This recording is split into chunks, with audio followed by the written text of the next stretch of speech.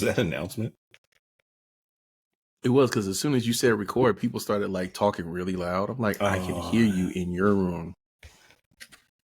And I need for you to know that I'm recording. So please, you just mute your voice just a little bit, while I do this. But as you can tell, he's not doing that. That's my youngest in the shower, making nonsensical noises for absolutely no reason. He doesn't have his phone, so he's not singing. He's just making up songs for him to enjoy while he's in the shower. And it's okay, because it is what it is, right? The creativity. All the creativity, all of it. And the energy, none of which is needed when he actually needs it. Like this morning when he cried for 30 minutes because he didn't want to go to school and thought he was going to miss the bus. No, you get on that bus, buddy. That's awesome. Yeah, what I'm not doing is standing in that line trying to get into school. I do that, and it's not fun at all. I'm going to have to do it starting next week, or I could bring him back over here to get on the bus and go to school. But then I'd have to pick him up. So I don't know. Got to figure that out. The funny thing about that is when you do the bus line or the car rider line, your position in line changes widely between minutes that you get there. It's like Inception, right? Each minute of time that you miss getting in line, getting in place in line, it's like 15 to 20 minutes of waiting in actual line. It's exactly like Inception. If you get there too late, you're just going to be there for eternity. Yeah, that's pretty much how it's going. Yeah. But you will probably, in your new spot, you will need a on-air button. No, I'm just going to soundproof the room and close the door and lock it. Because they don't care about an on-air button. On-air button. That means nothing to them. That works. I'd be okay with that too. I mean, I'd love to have one. It'd make me feel like I was back in my radio days. But it's not going to do what it's designed to do. You know what I mean? 100%. Welcome, everybody, to the welcome to the newest episode of Fear the Hive podcast. I'm your host, Dom, and this is Steven, my co-host. What's going on? Am I their co-host or your co-host? My co-host. We've had a long day, you guys. It's been a long day. Yeah. Dom's had the day off, which means he's been in his honey-do list bag, and I haven't had the day off. Well, that's the funny thing. I have not been in my honey-do list bag. I got an actual day off? No, I didn't. Because please. Everybody and their mother that I was trying to get in contact with between last week and this week at work decided to contact me all day. On your day off? On my day off. That's lovely. It's not a day off. It's absolutely lovely. Matter of fact, I think that, I don't know. That's the universe's way of saying, ha ha. I don't know. Yeah, I don't.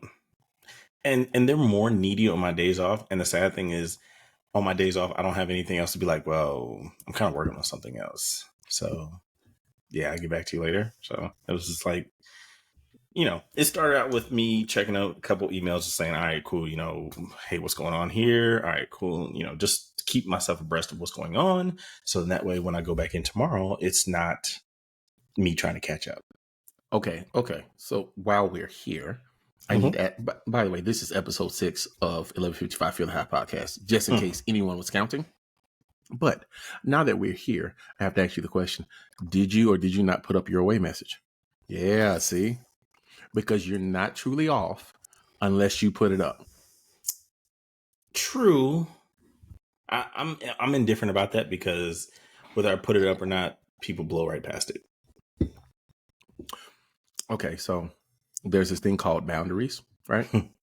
That little message is setting the expectation as to what's going to happen. And I'm trying to learn this too, because if I say I'm going to be off, I let everybody know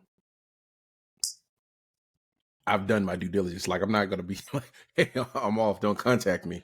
If I said I'm off and I'll get back to you, on Friday, that means you're going to have to wait till Friday. And generally, I don't check. Well, if I'm off, because there are days where I'm going to be off, but I check all day like you kind of did today. And every Mm-hmm. time you do that, you get roped into some mess. Mm-hmm. Yeah, that's why I'm learning, I'm being taught that away message is letting people know that this is your boundary. This is the expectation. Whether I see it or not, it won't get responded to until what it says on that away message. I don't care what it is. Note to All the self. servers are down. You better find another admin. Note to self. Make sure to put away message up. There we go. It's got power, man. It's got power. Yeah. Oh yeah. Yeah. But overall, it was an okay day. I got some videos put up. I got some editing done. Okay. I had lunch with a friend. It was nice. You had lunch with your Tesla advisor? Something like that. But dude, since we're here, I was reading earlier that in 2024, car dealerships are going to be able to apply the $7,500 towards an EV purchase instantly. Yes. Yeah. The U.S. Treasury just added some guidance on that, and it's a little bit more clear now. Basically, you as a consumer would have to transfer your eligibility to the dealership, at which point they can apply for that $7,500 tax credit on your behalf and take off the price of the vehicle. They would get it in 72 hours, which means the dealership would consider it as a part of the sale, which means it would not reduce your tax liability, which is how they did it in times past. But it could be taken off of the literal price of the vehicle, which is amazing for a whole lot of people that are looking for it. But now, real quick, not all EVs qualify for $7,500. Any sedans that are under 55,000, they apply. That applies to it, and then any SUVs under $80,000. So those are the two. That's it's a little bit more intricate, but that's the baseline for it. So, I mean, one way to get people in electric vehicles, give them $7,500 to do it, because for most people, that's going to eat up their negative equity and allow them to purchase this electric vehicle. Jesus, who are you telling? Ooh, man, there's nothing worse. No, you go. I want to hear it. And it also applies to used vehicles as well. Used EVs. It's less though, right? It's like half. It's like three grand or something like that. 4,000. But here's the kicker. It has to be under $25,000. They don't exist. Not the ones you want to buy. I mean, you get like a used Volt with like 100,000 miles on it, but no, thank you. Yeah, the ones that blow up. Yeah, those are good. Yeah, the ones that literally explode. Yeah. Oh man, but yeah, no, I'm looking forward to that because I was thinking about a friend of mine bought. Was it the Kia one? The Kia, was it EV6? EV6. Yeah, the SUV. And yeah. We were on the highway one day, and he beat my Charger, and I was like, I don't care. I can drive faster for longer than you can. That's all. That's all that matters. You're gonna get me in 0 to 100, but I'm gonna get you from 100 to 100 over the next 20 minutes. You can't do that for long, buddy. But it's a nice. It's a nice vehicle. It moves really, really fast. It charges.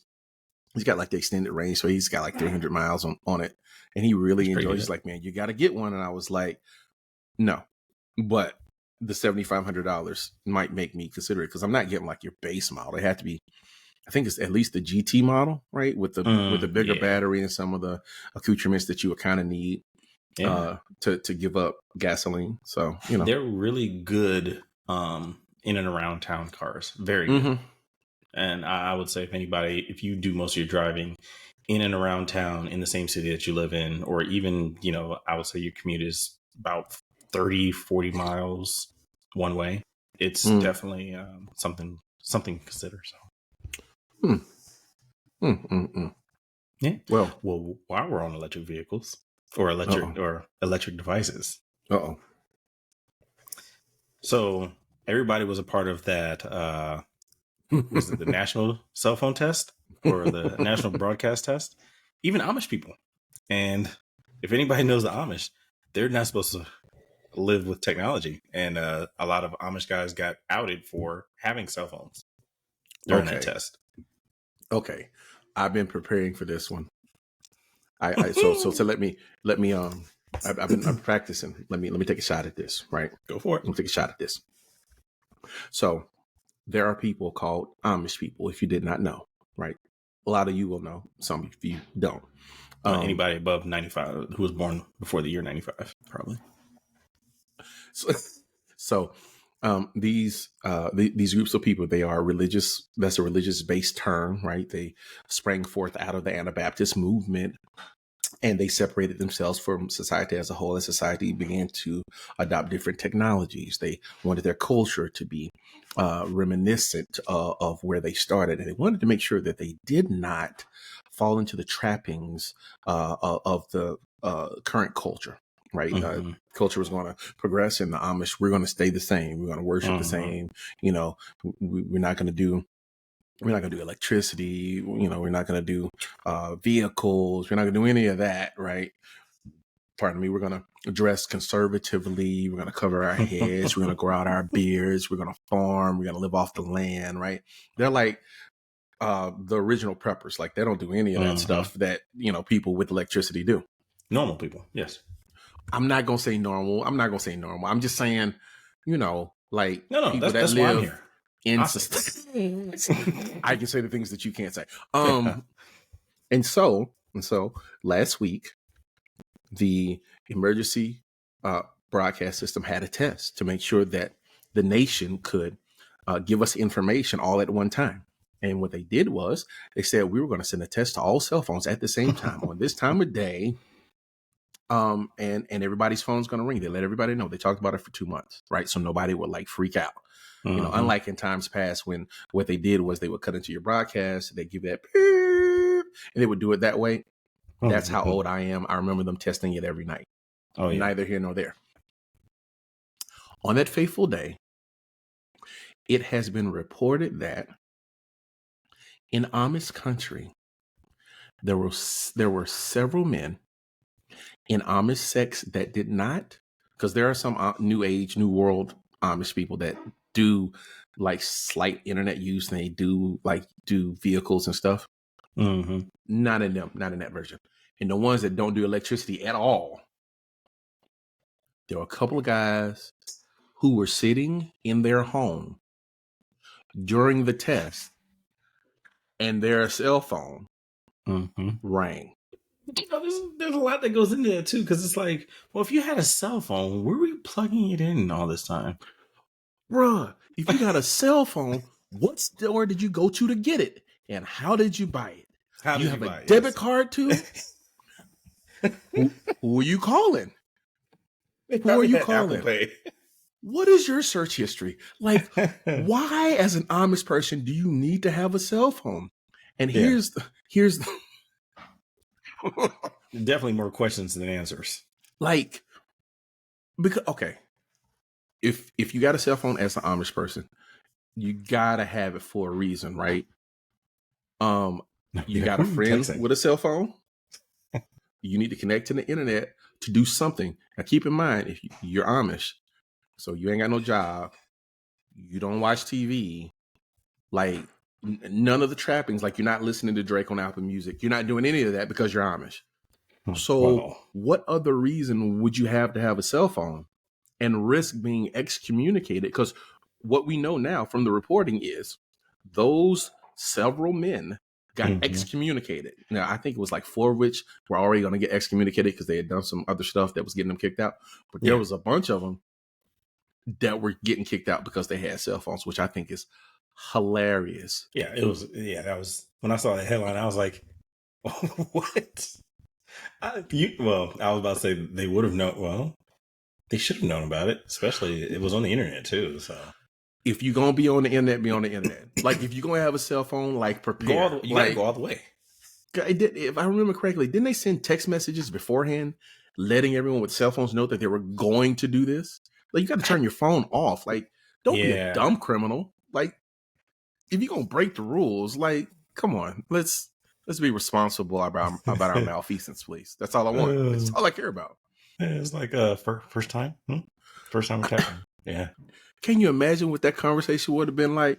You sitting in your house with candles on while your children are singing hymns and your phone starts to ring with a ringtone on it where everybody, not a ringtone, but you get my drift, where everybody can hear. Can you imagine the fear that must have washed over their faces? I'm sure the children, because they go to school in Amish communities, might not even know cell phones exist. And your wife, who may know that cell phones exist, only has one reason to think that you might have one. Directions to somebody else's house. That's all. Right. Who's you were talking to her, weren't you? Johnny, what is that ringing in your pocket? And if it's not a bell, how is it ringing? I don't know what telephones sound like, but that seems to me to be a telephone ring. Would you like to explain? I knew you were at Mary Beth's house last night. And here's the crazy part. If you get kicked out of Amish country, you're screwed. You want to know why? Because you ain't got a car. You gotta walk to the next car having town to get out of town. You don't have. I mean, so what do they do for money? Like, that's the next question. Because I'm thinking to myself, okay, he's Amish, so he ain't got no credit. So his deposit was real high. So you got to be real committed to this caper to get a cell phone as an Amish guy. Like, come on, you ever tried to get Verizon with no credit? $500 deposit. How much people don't carry around that kind of money? Yeah, exactly. But then also, just like you said, what would they be checking for if you had a cell phone? And then is it a smartphone or is it just like a flip phone? Okay. Like I said, this is more questions than answers. Had to be a smartphone. You wouldn't risk all of that to have a flip phone. Why would you? Oh my God. You can't even Google stuff on a flip phone. I guarantee you, however they got their money, or if they have money, currency or whatever, that man probably has a mean stock portfolio. Because just like you said, if you're going to do it, you're going to go all the way. Okay. I wasn't thinking that. I was thinking that man has hella likes on Instagram. He's clicking like on everything. Oh, yeah. Man, I've never seen this before. Oh, that's good. Huh? What is that? Oh, they make them like this now?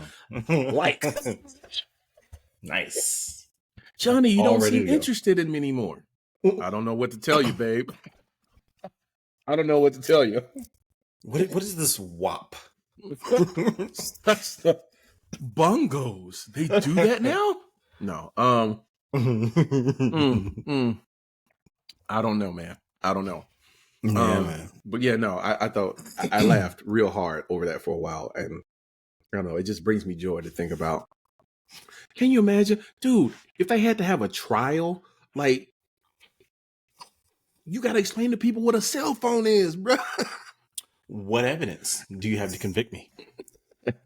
We have your cell phone here. Look at his cell phone, everyone. Paul, what's that? Yeah, exactly. They have no idea what they're looking at. So a cell phone? Celery call each other? No, son. This is I don't know. I mean, you have to have an address to get the bill, which means if you sign up for paperless billing, you have an email address. That means, bruh. Which means there's a computer somewhere. No. He might have signed up. He might have signed up at the store where he got the cell phone, right? Which leads me to believe it's a smartphone because it encapsulates everything. You sign up with paperless billing. But if you sign up for paperless billing, you got to have a debit card to pay. On file. On file. You just can't walk in there and just, hey, here's $30 for the next month. Thank you. Appreciate it. So this dude is cosplaying as an Amish person. That's what he's doing. Has to. That's what he's doing. Which means he's hiding from somebody.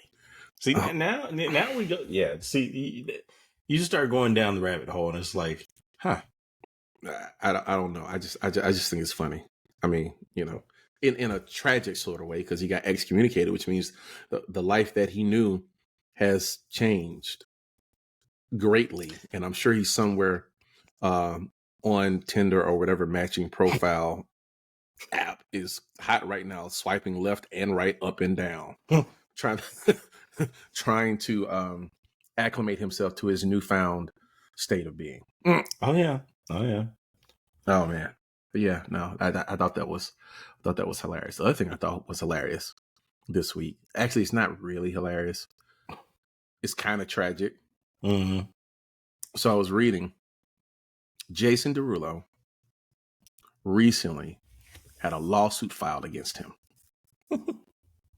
And in that lawsuit, he is alleged to have done or tried to get one of his artists to do everything that we've ever conjured up as a conspiracy theory happens in entertainment. Okay. Hey, it's not a theory anymore. Come on, man. Come on. It's not a thing. Look, I'm sure your parents have taught you, if multiple people say the same thing on different occasions, unprovoked. Oh, come on, man. There has to be some truth in it somewhere. Okay. So we're talking about okay, let me back up. What's the craziest entertainment industry conspiracy theory that you've heard? Illuminati. No, you gotta be like specific. Oh, I'm getting there. Okay, come on, hit me with it. So a while ago, Jay-Z went through it because Jay-Z and Beyonce went through it. And essentially, or no, Kanye. Yep, the Illuminati with Kanye. Yeah, so essentially, in order to have success and fame, Kanye had to sacrifice a family member in order to get that fame. And it was ironic because after his mom passed, his net worth skyrocketed.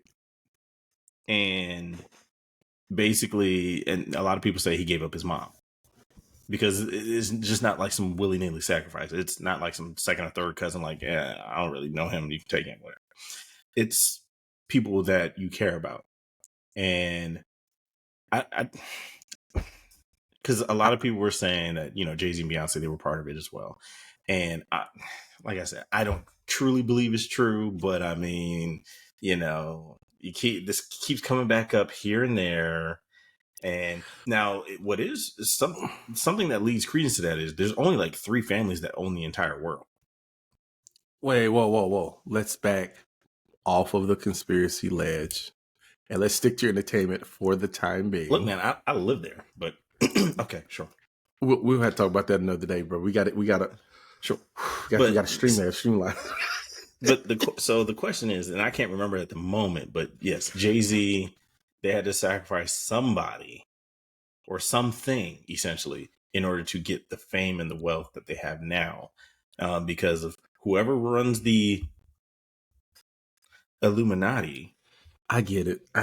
But dude, okay, so I hate that conspiracy theory because it's one of the most the most prevalent one at this moment.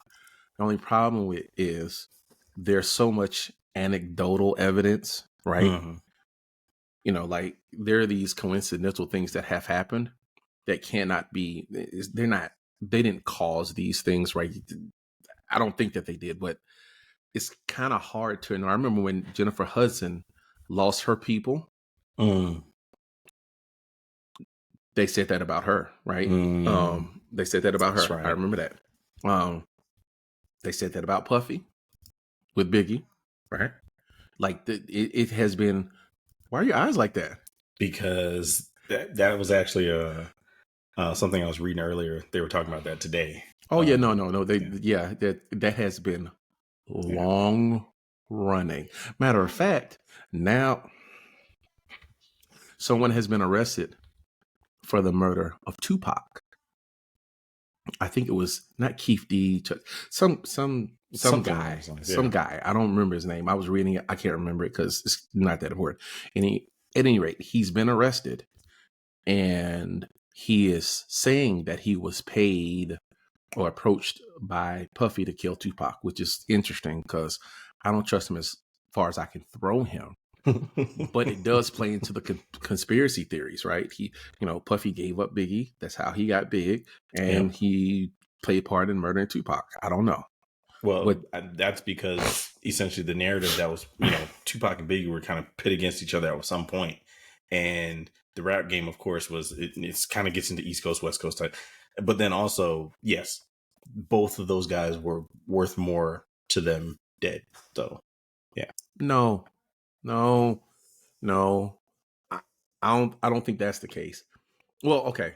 I don't think that's the case. I think Tupac was probably worth more alive.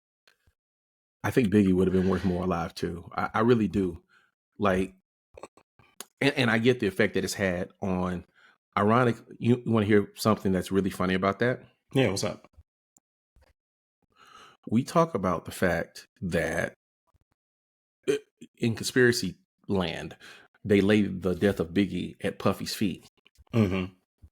They don't lay the death of Tupac at Dre's feet, which is interesting because if you're paying attention, round about the time that Tupac unalives, starts the legendary status in this. Well, not starts, but kind of throws fuel on the fire of the legendary status of Dre, which I think is interesting because the same thing happened to Puffy, but nobody says that about Dre. I think they lay it all at Suge Knight's feet, but it had the opposite effect on his life. So I don't know.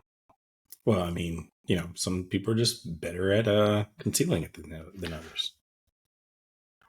When you have such a polarizing character like Suge Knight, like, yeah, he did it. And everybody was like, oh, okay, yeah, that makes sense. Let me get back to where we started, because I got to laugh at Jason Derulo, and I've got to, wag my old person finger at him, right? So the conspiracy is, or the allegation is, that he's got this artist. Now, I didn't want to pull her name. I can pull it. I've got the page up right now. Mm-hmm. She's suing him because he allegedly attempted to force himself on that artist and attempted to force her to participate in rituals undescribed in depth, right? So described as, I think the quote was goat skin and fish scales, which she took to mean ritual sex and cocaine. And a sacrificial something ritual, right? This is all in the lawsuit, right? With other people corroborating a history of him being aggressive toward her. And it makes me think, we hear these conspiracy theories and we go, oh yeah, they're great to entertain for a moment or two, but we brush them off because it couldn't quite possibly be like that. But then we remember that Martin Lawrence was out in the street in his underwear waving a gun, and Dave Chappelle left Hollywood and came back, and all of these other anecdotal stories about people being made to be crazy because they didn't fall in line with what the entertainment industry was doing, right? Which I think is quite interesting. You know what I mean? Like, yeah. Oh, yeah. Well, I mean, the entertainment industry in and of itself is, it's a global conglomerate, and, they have a lot of power to do whatever it is that they want. And there are people, like how you said, like a lot of people claim that Kevin Hart is a puppet for big entertainment right now in order for him to get to where he's going, essentially. I'm not saying that he's part of any rituals, but like we said, that comes out, in waves at times. Have they changed their practices? Because I don't think he didn't he hadn't really had anyone in his inner circle to sacrifice to get big, right? Like, he didn't, not to my knowledge. And I'm a Kevin Hart fan. Like, I'm a grown little man. I'm a Kevin Hart guy, right? Yeah. I've owned almost all of his stand-up comedy in some digital form, and I subscribe to the DSPs that actually, not DSPs, but the streaming services that have them, so I can have them whenever I want. But I don't remember him having any particular loss before he got big. Now, he did have a loss after he got big, right? Yeah. Well, but it's not. It doesn't necessarily have to be a person. Right? Doesn't necessarily have to be a person. What was it? That scandal. All these rules, man. All these rules. Hey, look. Sometimes it's just because remember he got in trouble with his wife for cheating or whatever. Yeah, but that's Hollywood. That's Hollywood. But that's the thing. He did break his back though. Mm. He did break it. People don't remember the muscle car that he bought. Oh yeah. And he almost killed himself. Right. Yeah. Which is interesting because nobody died, but he almost died. So does that like have the rules for this like evolved, right? You ain't got to sacrifice somebody. You just got to have a near death experience, right, or something. I don't know. Has to, you know. I don't know what the rules are. Hey, but if they're targeting Kevin Hart, I don't know. I don't see the inflection point in his story. If the Illuminati is listening right now, just email me over the requirements just to take a look. Bro, come on, dude. Seriously? Just curious. Look, curious about what? Look, I'm doing journalism right now. You know, I'm trying to figure out what's going on. You know what? Veil it however you want. You've done the calculation in your head. And you're saying to yourself, one less of who I'm just curious. Would make this work. No, I'm just curious. I just like Family Guy. I just want to talk. No. Well, you know what Dave Chappelle said? If a black dude walks up to you and goes, I just want to talk, they never just want to talk. They never just want to talk. Don't ever get out that car. Yeah, for sure. But I mean, with Dave Chappelle, it is interesting because he walked away from a lot of money. But the cool thing is, and if you kids now that are watching or whoever's watching this now has never seen Dave Chappelle's old stuff, it was legendary. Even his new stuff is legendary. His new stuff is legendary. And it's crazy because the stuff that the skits that he was doing, the jokes that he was telling were just funny.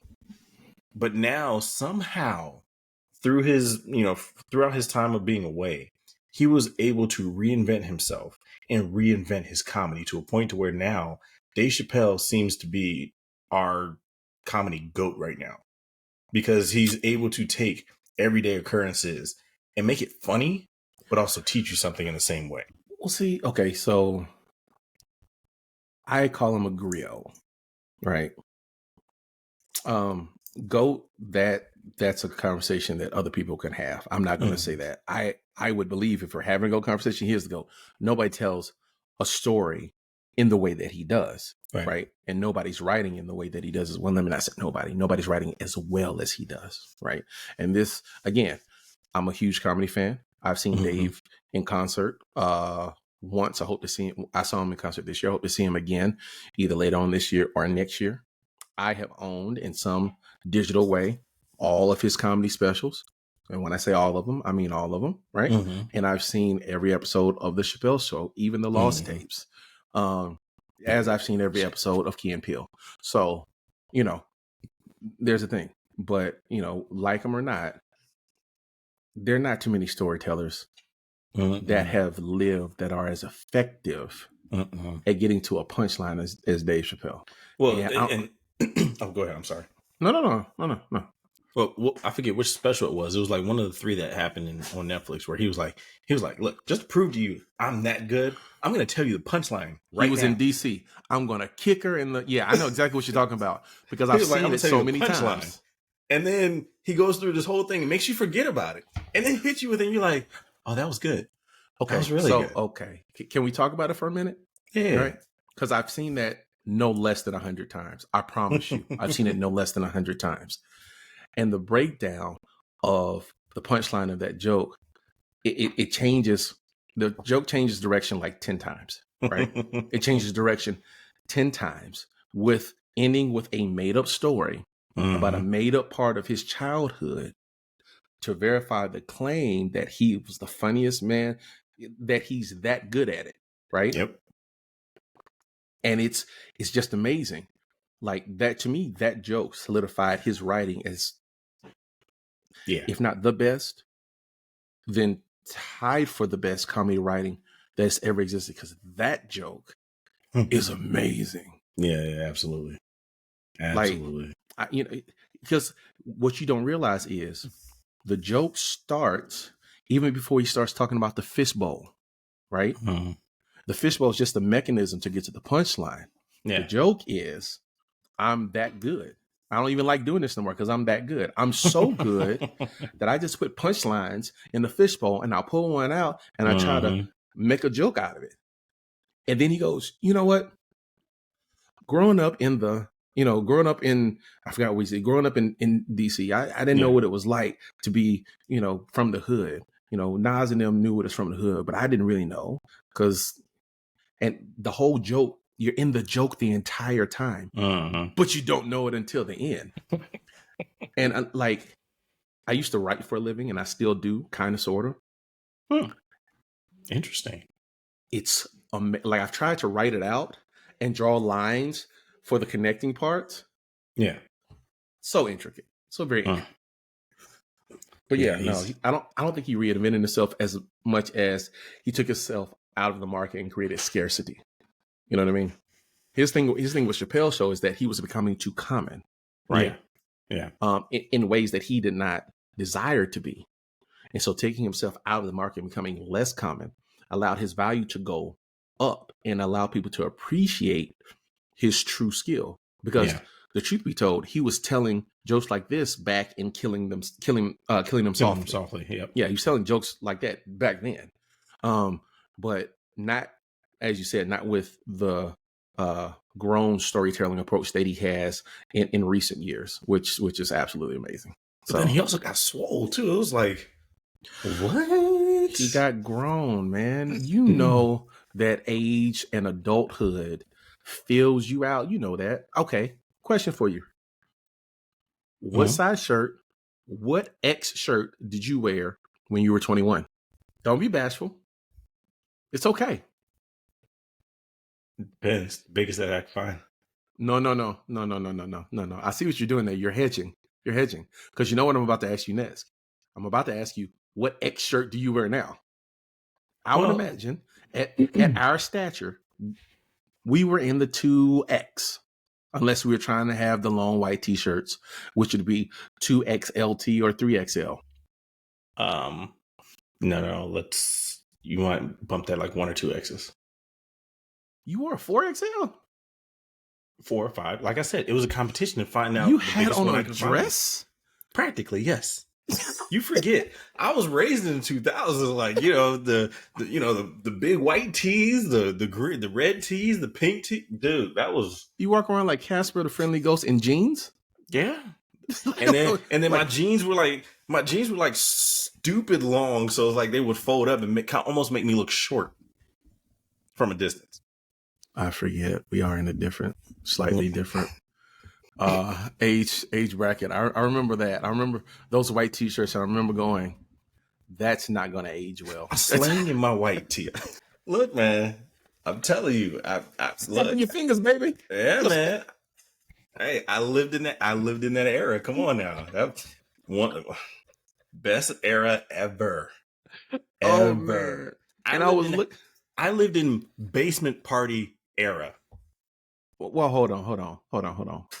That's not exclusive. To you 90s babies at all. Let's just start right there. That's not exclusive. Y'all okay, we were the last to do it then. No, they still do it now, just really poorly. Like, y'all were the transition from real house parties to nobody's really dancing at the scrap that y'all are doing. Y'all are just here trying not to get people to step on your shoes. That was after me, because I know that y'all are the transition for that. I guess. Like, we would get all dressed up to the nines, like my 5-6 tee with my jersey on, the do-rag all twisted up in the back with the headband, and still have the nerve to put a hat on it, and we would go to these parties and still dance, sweating our behinds off. Just ruining that white t-shirt, huh? Like, you could not wear it again. You would probably not wear it again. Because then after that, when you go home, it smells like Black and Mild, Hennessy, Incredible Hulk, Hypnotic, just all of it. It was rude. Man. Oh, to be alive during a time where to dress to the nines, you only needed a clean white t-shirt. And that's not even the half of it. Ask how many of them I had on. If you say more than 2, we're going to have a problem. It depended on the situation. If it was hot, yes, 2. If it wasn't all that hot, maybe 3. So you would go through a pack of t-shirts a party? This is not making my outlook on that time period any better. Oh my Like you God. already had the watered down rap. Everybody's stepping and popping and stuff. And now you're telling me that y'all will wear 3 white tees? So, granted, I was 6'2" still in high school, but that's such an expensive lifestyle. And I weighed like 170, 160-ish, but you couldn't tell where it was. And it's because you had on a paragliding suit. That's why. That's why they dropped you out of a plane in your 4XLT white t-shirt. You could fly like a chipmunk, dude. You just fly through it like a flying squirrel. Yeah. I look back and go, what are we doing here? Like, I'm sure your parents were like, why are we spending so much money on t-shirts? And why do you have 100 white t-shirts? Mom, that's a week's worth of parties. Yeah, so we got to do a whole episode on this because my time living in Germany, because it is. So I couldn't just go to the store and get it. Basically, wait. Hold on. You did this in Germany? Like you weren't even stateside when you were doing this? Right? Yeah, exactly. Look, we were still up on everything that y'all had here. We had it all. Okay, I'm missing it. I need more information. So you're telling me we got to do a whole episode. I got to find some of my classmates we got to have on the show to corroborate the stories. Oh my God, we're exporting 4XLTs around the world. There's some hustle man. There's some hustle man in Germany that's rich right now because he had inventory of XLT and he was the only one when you were going up. That man is living the life right now. He's retired with boats. It's even worse than that. And Porsches and everything. It's even worse than that. We only came back usually during the summertime. So you had to do all the shopping for everything that you're going to need for the year during the summer. So either you were a year ahead on the trends or a year behind. That's what you're telling me. One of the two. Yes, one of the two. Did anybody notice you were a year ahead or a year behind? No, because everybody was in the same situation. Everybody's a year behind, but y'all all still look. It was a good time. I loved it. Nothing will ever beat it. That's amazing. What kind of rap did y'all? Oh, y'all listened to regular rap, didn't you? The same stuff you had franchise out there. You had franchise boys. You had to have regular rap, but you couldn't watch it. Did you watch 106 in Park? You couldn't have been because that'd have been like 106 and 5 a.m. Not we did. So we didn't have 106 in Park. Basically, it was straight internet at that point. Like if you had an internet connection, you were the plug for what was hot, what was not. You know, the music that you guys had that was going on here. So you dialed up music? Yeah. That's when I started. Gosh. That's when I started. Napster? Well, it was Kazaa, LimeWire. Oh gosh. Yeah. Internet STDs. That's where my CDs were named Hot from the States. I know why they were hot. All right, I know exactly why they were. It's because they were destroying your hard drive from the inside out. Every time you downloaded a song, the temperature of your house rose 10 degrees because it was your computer trying to fight off viruses, man. Yo, the things we made our computers do, man. I stay awake at night about it. Yeah, stay awake all night to get one album, and that one album destroys your credit. It's horrible. It's horrible. iPods, all of it. Like it was, yeah, man. I'm telling you, that's the reason why, like when in college, I found out I was probably better with computers than I was with attempting to be a doctor. Like, and that's biology was my major. If you kept your computer alive after all those LimeWire transfers, you found your calling. Pretty much. Dad, I rebuilt the computer again. What happened? I don't know. I downloaded the franchise, boys, and it just turned off. We'll get it back on. We'll turn it back on. I don't know. I need another GPU. Oh my god. Oh man. I'm so glad I did not know a fraction of what I know now back then, because it would have been Oh my on gosh. popping. Oh my gosh. When no VPNs available, nothing. You was straight raw dog and viruses. Download at your own risk. Well, we just gonna have to take the risk today because I gotta have this album. Well, I gotta be the first one at school with the CD. Well, I'm gonna play this song. Everybody's gonna be like, "Yo, what's that? Yo, that's the new franchise. Yo, oh shoot, yo, Dom got it. He got it. He got it." Hey Dom, can you burn me a copy of that? Hey, my computer went down, man. I'm rebuilding it now, but I got one CD and it'll. What happened? I don't know. As soon as I finished downloading it, it exploded. Literally, Mission Impossible. Oh my gosh. Oh But yeah, like I said, I gotta do a whole episode on living overseas, and I gotta get some friends to help me tell that story. Yes, because we need to know. We need to hear that, dude. Okay, so living in Texas, I'm aware of this thing called East Coast bias. Mm-hmm. And it's a really, really big thing. And it shows, all right, so it shows because the way that we perceive, being from the East Coast, we perceive people from overseas, right? I'm laughing because you're in Germany, you know, watching Franchise Boys at 5 a.m. just to make sure you got the right white tees, right? I'm out here in Texas now, and two of the best stores on the face of the planet, Buc-ee's and H-E-B, exist, and I knew nothing about them even after traveling. Like, I traveled to Texas a lot. I just never knew.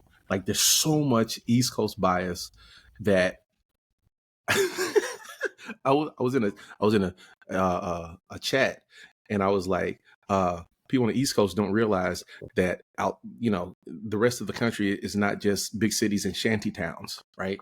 That it's not that. Like, there's actually civilization, and pretty good civilization outside of it. It's freaking nuts, man.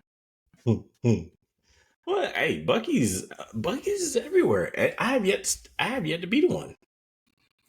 Okay, there's one not too far from us in Florence, and then there's one, I think, once you get like to Florida. There's one in Alabama. I know there's one on the way to Mobile.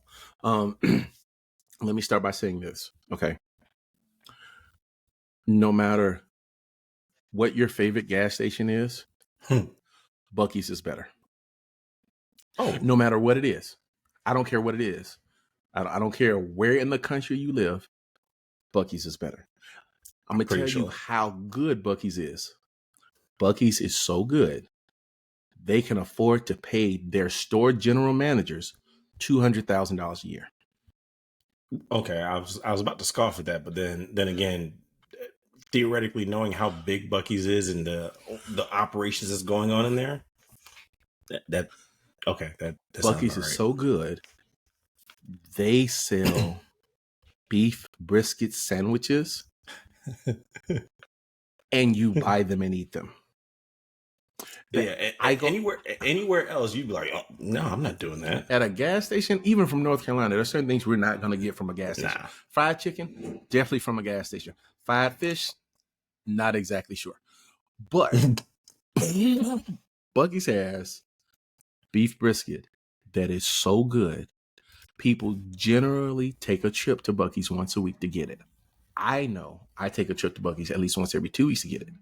And I will willingly pay $8 for a brisket sandwich. It is so good. It melts from a gas station. Your mouth. Buc-ee's, I don't even feel right calling it a gas station because you can buy everything there. Like, they got machetes for like $40. I almost bought one the last time I was there. What do I need a machete for? I don't know. But Buc-ee's sells it, so I might need it. It is Texas. I might see a snake. Who knows? Yeah, okay, that's true. Yeah, I'm looking at how many they have in Texas, and gee, they make their own beef jerky, like, and they have 70 flavors of beef jerky, my dude. not packaged, like they make their own beef, 70 flavors of beef jerky. I know I sound like a complete spaz, but dude, it's amazing. They have their own pause in advance. They have their own candy covered nuts. Amazing. And they have them in all flavors. Still doesn't sound good, but yeah, right? Like they got chocolate and caramel and vanilla and white chocolate and strawberry and raspberry for peanuts and for pecans and for pistachios. And it's dude, I've never espoused my love for nuts ever in my life as much as I just did in the last 30 seconds, but they're that good. Nice. Nice. Dude, I just counted. There's 34 Buc-ee's in Texas. It's not enough. There's 34 of them. That is insane. You know how big Buc-ee's is? And this is how I know East Coast bias is a thing. We think we have big gas stations. You know, when a quick trip or a racetrack comes, you got a big gas station. No, you don't know big gas stations until you see a Buc-ee's. The last time I bought Buc-ee's at a gas station, I looked back at my car 3 times to remember, and I still didn't remember it. When I got to the register, I told her the number that I thought was on the pump at where my car was, and she pulled it up on a TV screen to verify. No, because there are easily 100 pumps. Well, she said, "Is that your red Charger?" I said, "Yes." I'm pretty sure they all work too, and they all work all the freaking time. Yeah, see, I'm with that. Like, then why can't BP down the road? Well, you know, I don't even drive a gas car. And they have limeade, homemade limeade. I'm with that. Amazing with cane sugar. Oh, dude, look. I know I sound like an addict, but okay. For limeade, that's fine. That is perfectly fine. One of our friends here in Texas took us to a Buc-ee's. She said, "Have you been to Buc-ee's yet?" I said, "Why? What's a Buc-ee's?" She was like, "What is a Buc-ee's? We're going right now." I'm like, "It's Saturday." In the middle of the day, she was like, "You've never been? It doesn't matter. We have to go now." so we went. It was we were out looking at furniture, right? Not that we were buying any because we had no money, but that's not the point. We were looking to see what we were going to buy when we have the ability to buy. Yeah. And she was like, "Stop looking at furniture. We got to go to Buc-ee's." So we walked into Buc-ee's. And you remember back in the day when Walmart first got greeters and they used to welcome you into Walmart, right? Nicely. It was an art. Or when you walk into CC's and everybody goes, "Welcome to CC's." Welcome, or Moe's. Welcome to Moe's. Yeah. Moe's has 4 people working at most. CC's, maybe 5 to 7. There are 12 cashiers at the front of Buc-ee's welcoming you into Buc-ee's, and 4 people to help you in the direction that you need to go because it's your first time there. All of them saying, "Welcome to Buc-ee's." And you walk past those people into this gas station, store, brisket making factory that has easily 500 people in it. So you mean to tell me Buc-ee's has a better usher board than most churches? Yes. From experience, yes. You walk in and you see him cutting brisket. You see him take a whole brisket out of the smoker and chop it up and glaze it and get it ready for the sandwiches. And right before he chops it up, they chant to let everybody in the store know that fresh brisket is coming out. Oh my gosh. I was having an anxiety attack, bro. I was like, first of all, there's too many people in the gas station. This can't be too cold. Cannot be too cold. Second of all, why are we chanting over brisket? Until I ate one and I was like, what are the words again? Got it. Got it. Oh my God. So you're a convert now. I go there once every 2 weeks. Just that. I can't get it once a week. My doctor won't let me. But once every 2 weeks, I gotta have an $8 sandwich from Buc-ee's. It's that good. I mean, think of the best beef brisket you've had in Charlotte. Well, so at any restaurant in Charlotte. Any restaurant in Charlotte. Huh? Midwood? Better. Impossible. Okay. Better than Midwood. Let me help you. For anybody that does not know what Midwood Smokehouse is, it is a they've got some very good barbecue. Smoked burnt ends were my jam. When I worked at Sonic, I would convince my coworkers at Sonic to get Midwood one out of the 2 meals on the weekend. Because if you work the weekends, so we would get Midwood every week. And I would alternate doing the ordering, right? So for 3 years, I had Midwood at least once a week.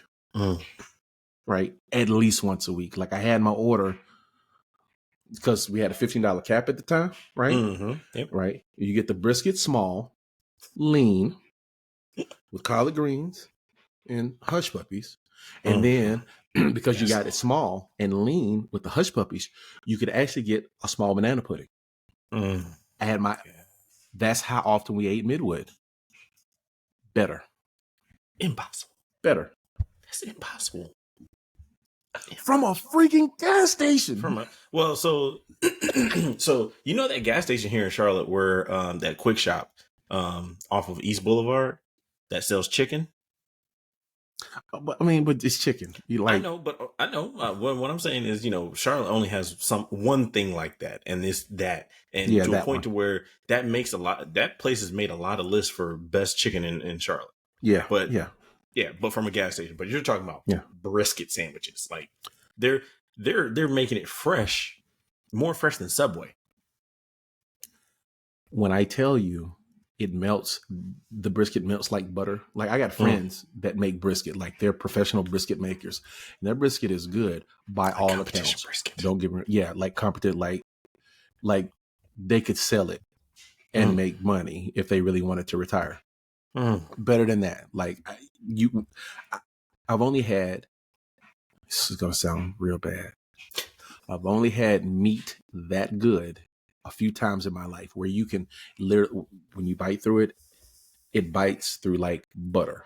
Right. This is one. And every time I've gone to a Buc-ee's, every sandwich I've had, I'm not going to tell you how many I've had. I got one in Alabama. It was the same as the one I got here in Cyprus.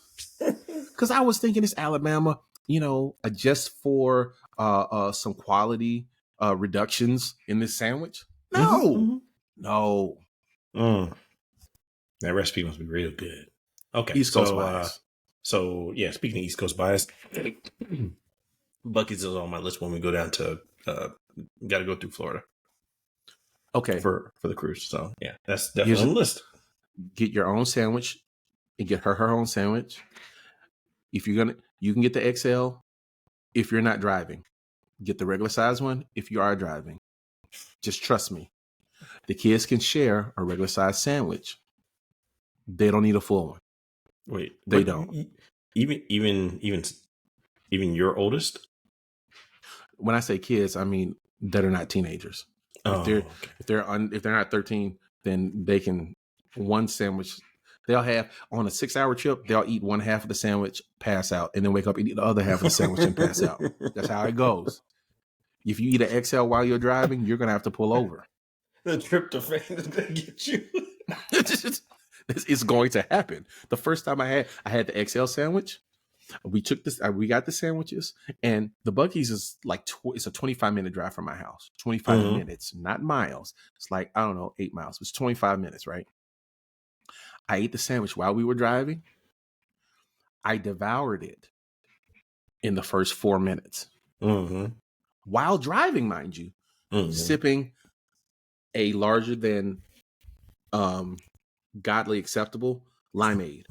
By minute 13 of this 25-minute drive, I almost had to switch out. Baby, you're gonna have to drive. What's wrong? That's how good it was. And when I got back to the house, I took a 3-hour nap. Don't eat the full XL. That trip's gonna be real long. It's gonna be real long. Okay. Why do they have their own credit union?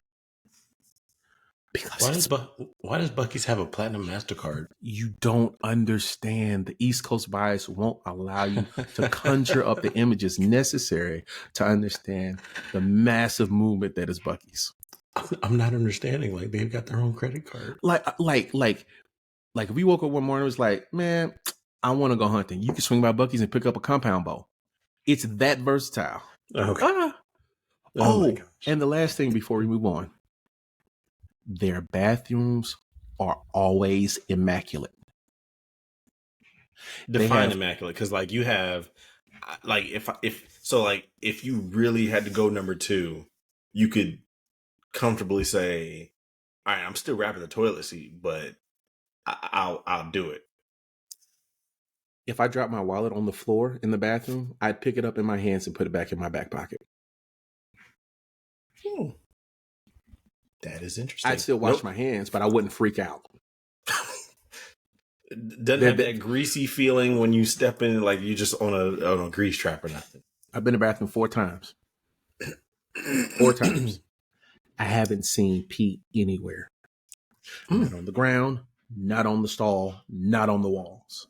Oh my gosh. They clean. Their bathroom probably holds, probably got somewhere around 25 stalls for toilets and probably around 40 urinals. They clean that joker every 15 minutes, bro. They have to keep it that clean with the amount of people that are there. That is very true. Like, if you see a Buc-ee's and you need to stop to use the bathroom and you got to sit on the throne, that's where you want to go. That's where you want to go. Like, that's a part of their sales pitch. Like, our bathrooms are always clean, and they're right. They are always clean. The bathroom attendants make like $40,000 a year. That's not bad, yeah. No, I mean, hey. So why? I don't know. Okay. Anyhow. Oh, man. See, you got me talking about Buc-ee's now. I want a sandwich. It's not even Friday. I got 3 more days before my time period runs out. Yeah, I want a sandwich. I might have to go to Florence on the weekend. It'll be worth it. I'll tell you that. I'll tell you that. And the one in Florence has Tesla superchargers, so definitely have a reason to go. Oh man. Okay, so you want to get serious, or you want to transition to the stuff that that our sports people come to hear us talk about? No, let's get serious. Let's do it. Let's get serious. Okay, let's get serious. You want a hot take? What's up? I'm not standing with Israel. No, I'm not. Can't. Why is that? Because any slightly well-read or any person that's paying attention to what's happening and what has happened can't be okay with what's happening outside of their own capitalistic, imperialistic perpetuations. Right? Now, to be clear, I don't stand with Hamas. Don't do that. But what Israel is doing, and for those of you that don't know, Israel is at war with the Palestinians. Which they have been for quite some time. Yeah, but this is officially declared war, kind of like our war on terror when we invaded Iraq after Afghanistan. They're at war with the Palestinians, right? Not just Hamas, but with them as a whole, right? And they're at war because recently Hamas they did an attack on Israel, which was bad, mind you. And they're using that as a pretext to ramp up their extermination of the Palestinians as a people, right? And so I knew it was bad. I follow people that talk about it. And so it's not something I did not know in times past. I just, in this moment, am finding out how bad it is, right? I knew that there were systemic injustices that the Palestinians in Israel were living under, right? Israel is occupying Palestine, and they have ignored all UN directed treaties since 1947, since they were allowed back, and it was stated that they were going to work on a 2-state solution, right? They've ignored all of them. Not only have they done that, but they've confined Palestinians to different areas within the country, right? In some areas, they're literally fenced in. They can't go in and out and travel at all. You can't conduct business outside without prior approval. The Palestinians, particularly in Gaza, they don't control their own power. They don't control their own water. They don't control their own food supply, right? You can't get visas, so you can't travel, and you can't leave that area of Israel by land because of the borders, or by sea, because if you get too far out by sea, they will destroy your ship. So imagine, I was reading someone earlier today, imagine, you know where Rhode Island is, right? And how landlocked Rhode Island is. Yep. Right? The armpit of the United States. Yeah. Yeah. Imagine that many people locked in by fence to an area and they can't leave. And the states around them control their power and water and are in agreement, colluding together. And that's what you have in the Gaza Strip.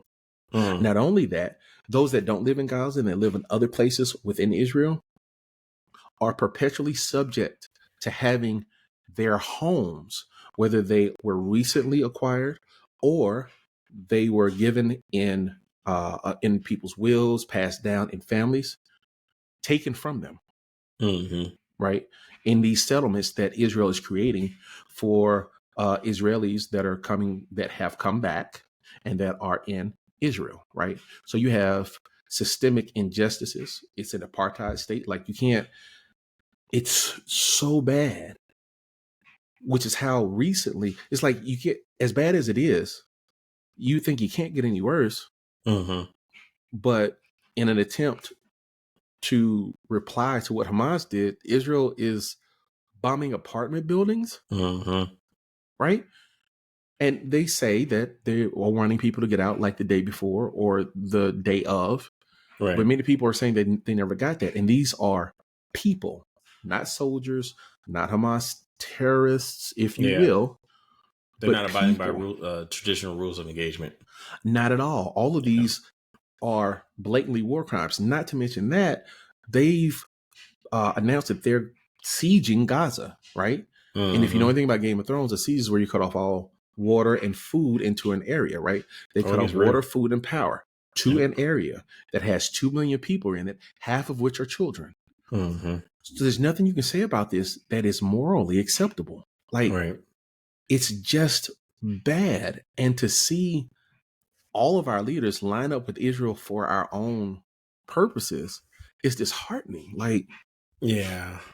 It causes a lot. Yeah, it causes a lot of turmoil because it's. I'm sure there's a lot of people that split down the middle about it, and it's definitely not ideal situation, especially when you kind of still have everything going on with Ukraine and Russia still.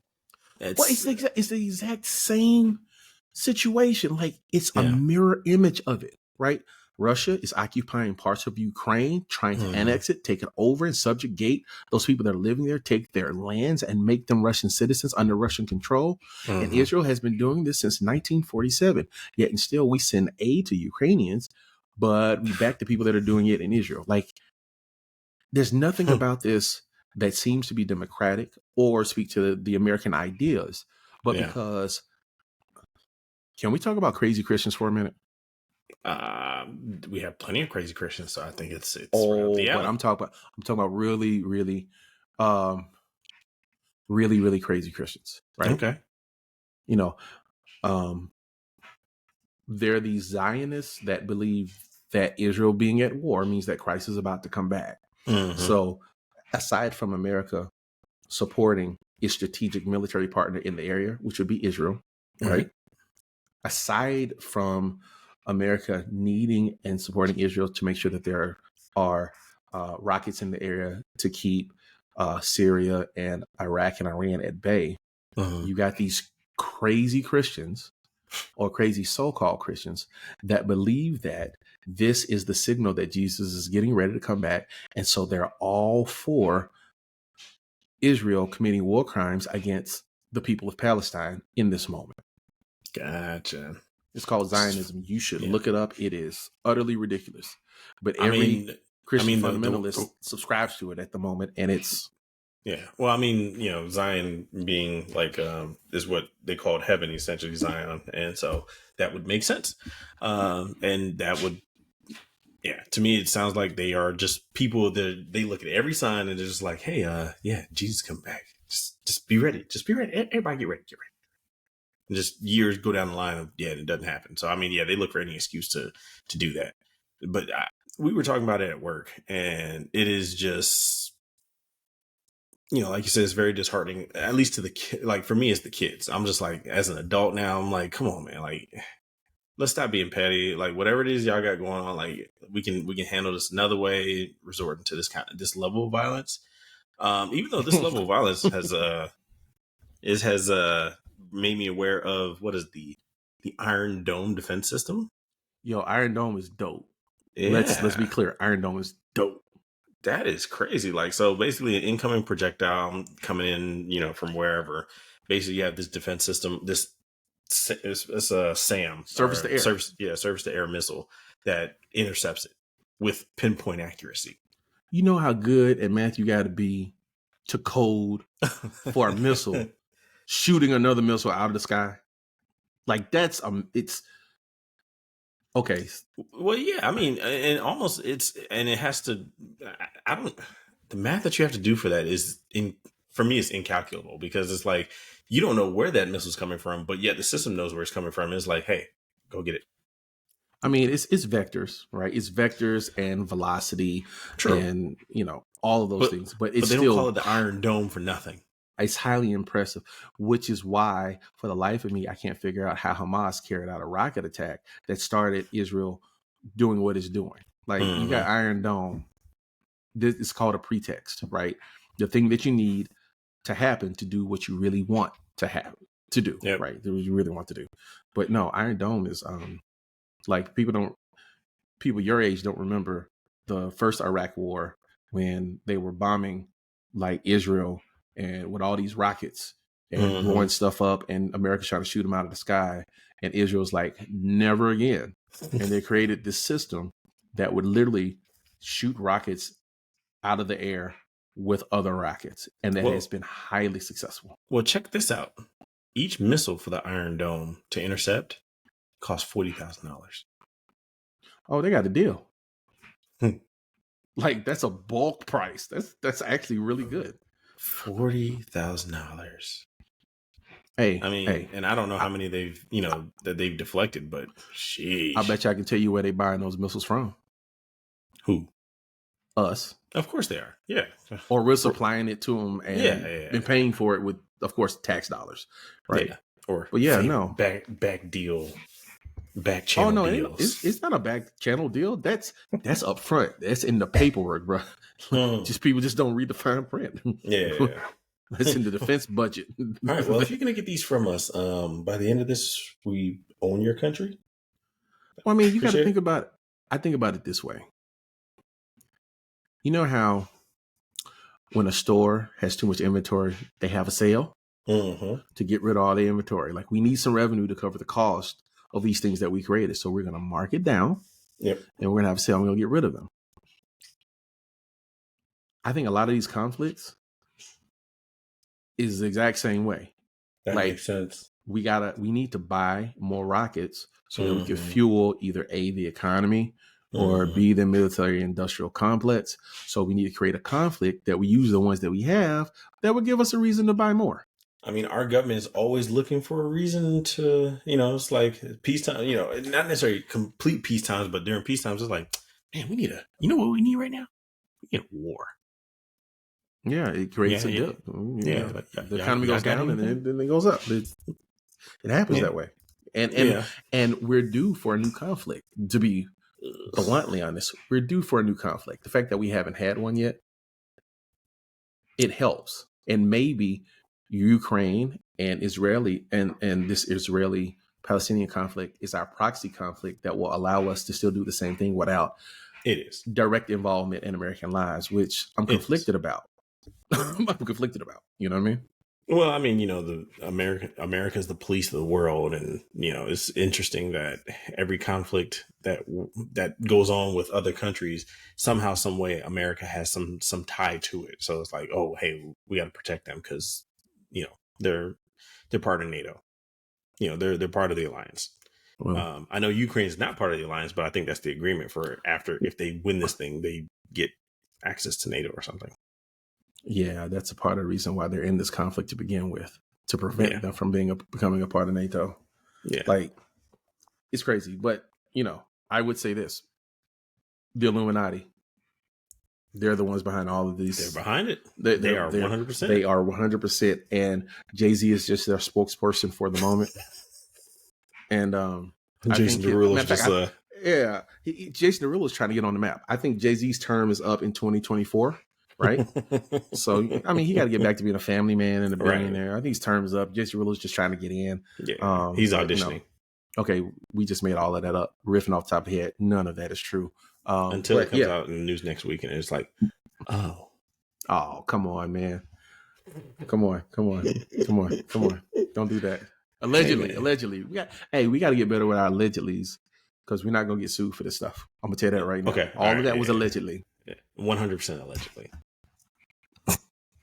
100%.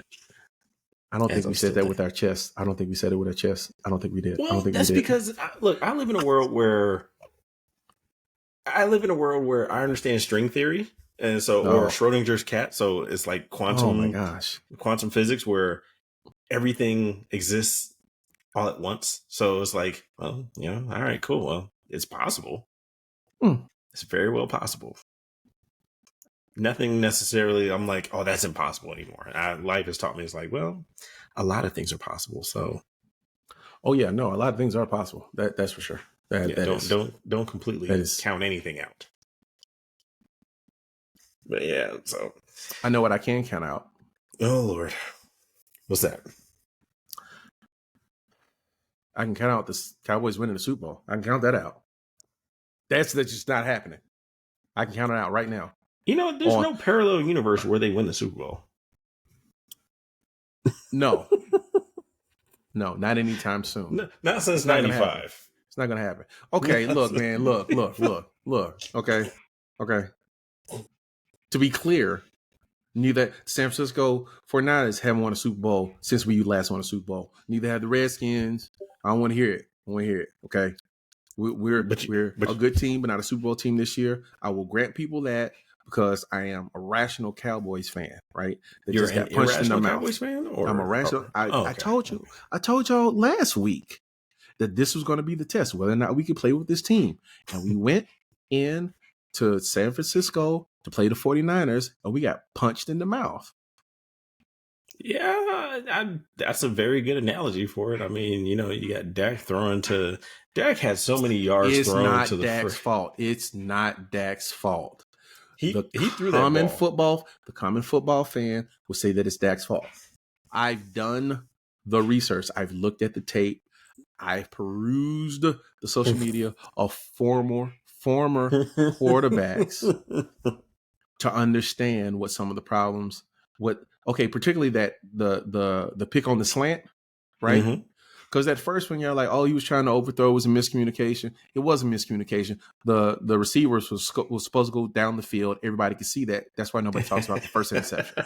Okay, we all see that. So technically, he threw it, but it really wasn't his fault that time. The second one, where he threw it directly on the slant to Wagner, everybody's gonna say that's his fault too. Not really, right? I'm gonna hit you some game. They had double slants on the right side. Right. Okay. It is a timing route.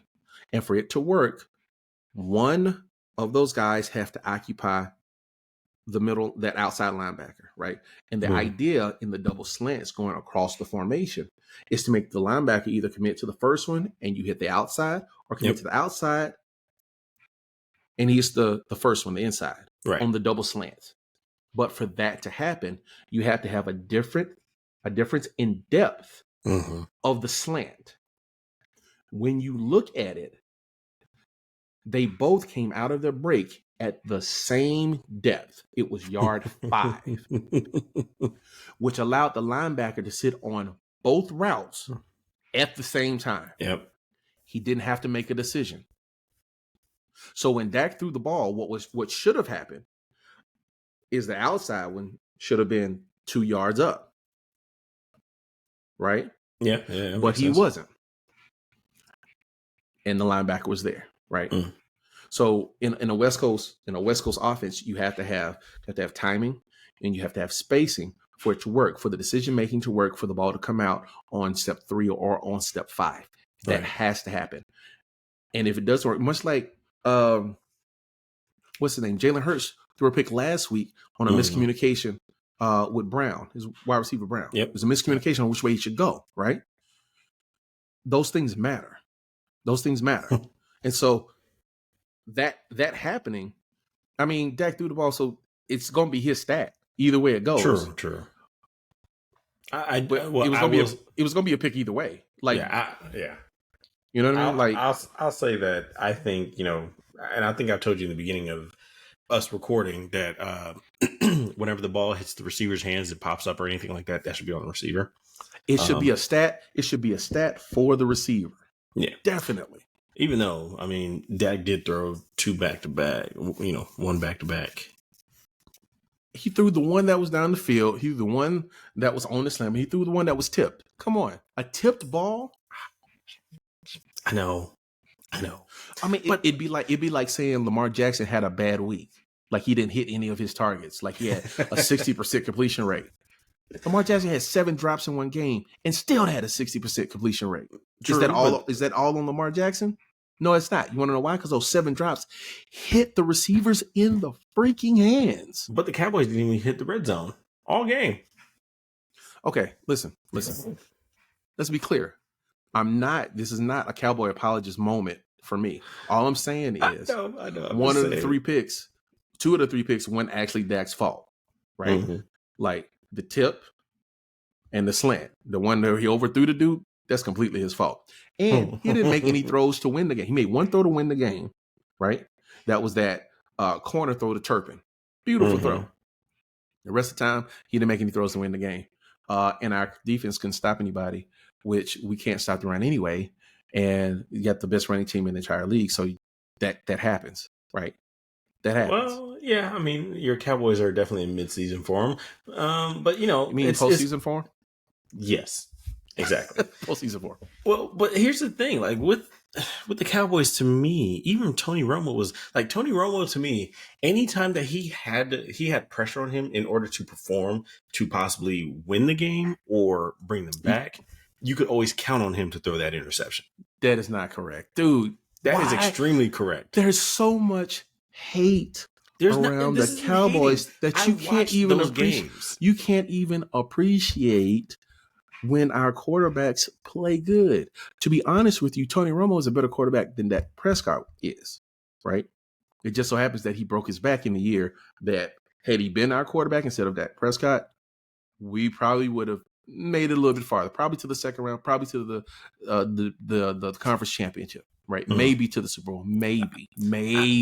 At least I'm telling you, for Dak and Tony, yes, they have their differences for sure, but the narrative is still there regardless of who's the quarterback, and that's what's amazing to me, because I'm just like, man, this has got to be a Jerry Jones issue, because I think he's just too involved, way too involved. Has to be. And then there's an there's an Indian burial ground involved, and then he's out there. You go with the conspiracies again. Come on, man. Come on. There's no reason why the Cowboys, statistically, for the past at least 3 to 4 years, you guys have had the best offense and arguably the best defense. No, not arguably. Not even close to the best defense. Not even close. It was like 2 years ago, and they were the defense was pretty good. Not the best. Not even close. Not even top 5. Look, we don't have top 5 defense now. You want to know why? Because we can't stop the run. Right. That's the reason why I don't want to see Cowboys Eagles, because they're going to run through us, like Taco Bell at 3 a.m. Okay? I know that. I think that Jerry Jones needs to call up Jason Derulo. Stop. And tell him he got the goat skin. He got the goat skin and the fish scales already. That's what he needs to do. He needs to figure it out. Plead to Illuminati or something. Like, why does this keep... Hey, Jason. Why? I just want to let you know that we've got goat skins by the hundreds here in Dallas waiting on you. And we'll have the fish scales brought in whenever you get ready to come. Just let us know. And we'll have them ready. That's what you want him to say? I read that article. She wasn't willing to do it. I am. Stop. No. There's nothing good that can come from any of that. And no, Jerry has already sold his soul. He does not have another one to sell. Okay, You're right. it's already gone. Honestly, he needs to get a return on that, because whoever he made that Faustian deal with, it's not working. Oh no, you miscalculate. I think he bought the Cowboys for $200 million. Oh, for sure, yeah. No. He got. Oh, he as got far a as return. Selling souls go, he got a good deal. He got a good deal. he got a good deal. He got a good deal. Yeah, but I mean, I want to know, how in the world are we valuing? Like, he must be a very good marketing genius, because there's no way. I don't understand how you buy a team, for 200, but yet their value is like in the 5, 6, or was it like 10 billion maybe? Right now, I think we're $4 billion. Okay, 4 billion. But you guys haven't won in 28 years. You want to know why? You want to know? Want to know what you're missing? You're assuming that the value almost of 30 sports. years. You're assuming that the value of a sports team is tied into its winning, right? And it should be. It's Obviously, only, yeah. It's only partly tied into its winning. It has to be tied. It's tied into its followership and its merchandising, which, much like the Yankees, we have the best merchandising in America. Yeah. In a period, right? You got the Yankees cap. You got the Yankees cap, right? You got the Lakers cap. You got the Cowboy cap, or the Cowboy anything, if you will, right? He owns outright a $1 billion stadium with the biggest screen on the face of the planet in it, right? It's true. And he brings in untold amount of money, because we don't get to see the books every year from the league and in merchandising. Well, that's why I say he has to have a crack marketing department, because for them every year to convince their fan base that this is our year, only for it to end in heartbreak every year. In fairness, right? The majority of the fan base grew up, and it was our year. We had a reasonable expectation of winning, and ever since then, we've been on that crack pipe. So this is the confession here? It's not a confession. This is true. I've never strayed away from any of this, right? Everything after that has been hype. Since we won the Super Bowl, there maybe have been 4 seasons where he's actually trying to win the Super Bowl. Like, he knows he might actually make it to the Super Bowl, right? 4 years, right? You got 2 of them were Romo, 1 of them was Dak, and 1 of them was before Parcells, right? But that's it. The other 30 years, he's selling. He's selling. He's selling a dream. Harry Parcells, give him a black quarterback. Oh my gosh, we're going to the Super Bowl. No, we're not. He's selling. Every Monday morning, what's the first story on First Take? Cowboys. Is any press bad press? No. See, y'all playing a different game. Y'all playing football. Jerry's playing money. Right, yeah. Y'all playing wins and losses. He's counting dollars. He's playing Monopoly. There's a difference. Okay? Right? It's true. So, look, it's the reason why we traded for, what's the kid's name? Not Jordan Love, but the other, Trey Lance. Oh, yeah. Because in another couple of years, Jerry's going to try to win again. And the only way to do that is to get rid of Dak Prescott. Yeah. It's going, mark my words, it's going to happen. You want to know why? Because you cannot win when the highest paid player on your team is your quarterback. Yep, 100%. It's not possible unless your quarterback is named Brady or Mahomes. It's true. And Brady is retired, and Mahomes wears red. Well, I mean, and also Mahomes' contract is friendly to the team as they need it, so they're able to. It's pretty liquid, so they can say, all right, hey, well, let's restructure your deal a little bit. Yeah, let's make this bonus guaranteed. And I can appreciate the nature of that contract, but you can't.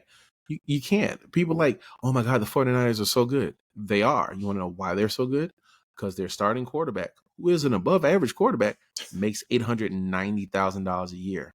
Yep. If I had an above average quarterback making $890,000 a year, I would have a reasonable expectation of going to the Super Bowl as well. You want to know why? Because the last time my starting quarterback made $890,000 a year, we were supposed to be going to the Super Bowl.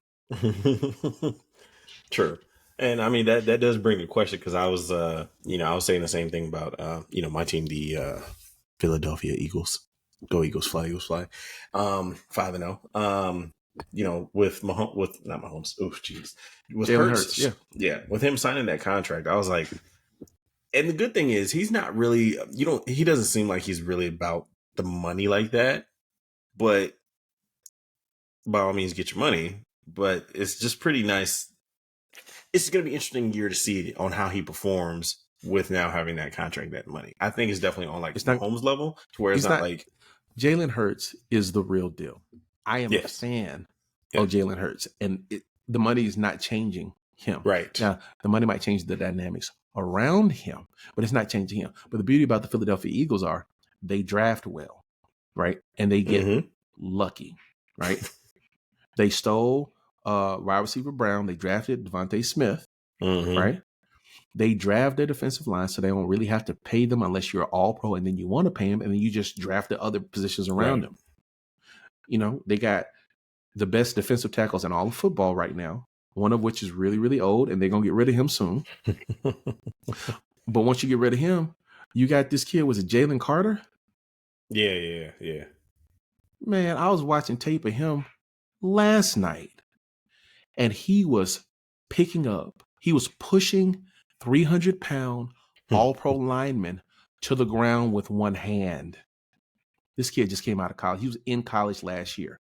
They were double teaming him, and he was swimming around one and throwing the other one to the ground with one hand, with one arm. And they got him without having to trade a pick on it was a 6th or 8th pick, right? They got him for 4 years before they got to pay him. Which, yeah. I mean, yes, they have been very, very lucky. I mean, sometimes it's just better to be lucky than good. Most times. It's called having a good GM. Yeah, that can evaluate and grow talent, right?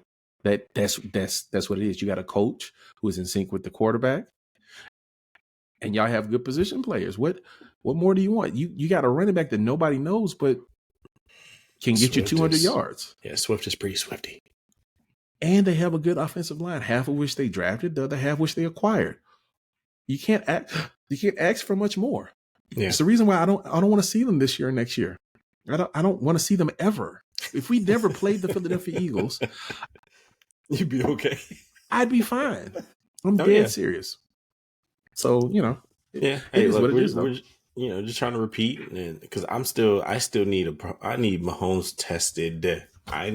Somebody had to have tested him after a game, because I need to know what that man had in his system. Because tore it off. They tore it off. TORADOL. Toradol. Right? Yeah. That's what he had. It's got to be illegal. Is it legal? Is it unethical? If it's unethical, it's shit. It's unethical. It's what they used to give players back in the day so that they wouldn't feel pain.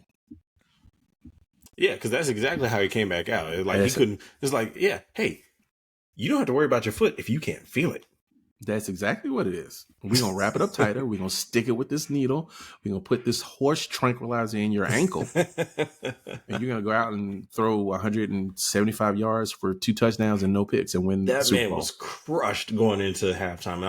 And I wasn't like, oh, yeah, we got it. Because I don't like seeing, as a competitor, I hate to see that. But I was like, okay, well, yeah, they should probably get it now. And he came back, and Mahomes came back out torching him, and I was just like, you know what, this is football. Well, I mean, stupid. Here's the other thing: when you got to beat Mahomes and the refs and the field, it's kind of hard. Well, because the other thing you had to calculate is Andy Reid being on that sideline, and that dude is crafty. And you got to calculate the refs too. Let's be clear. As good as Andy Reid is, and I love Andy Reid, I know him. I'm very familiar with him from his McNabb days, and I know that he knows the rule book and he uses what he needs to use to get these players open, put them in the best positions possible. Right. Yep. But dude, they get so many calls. They're like Michael Jordan. They just get so many calls. Like benefit of the doubt. Like was it Kadarius Toney last week? It was one of the No, it was it's a cornerback. It's a cornerback that should have got called for pass interference. That they picked up the flag. Not only that, they didn't flag him for taking his helmet off.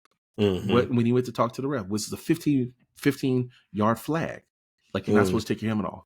So those two things happened this past week. And it seems that they always get something like that aids them. Call it a conspiracy theory. The tape is there. Watch the tape, you'll see. Okay.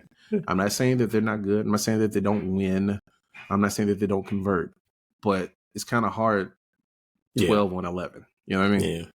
So there's that. But yeah, no, we got punched in the mouth.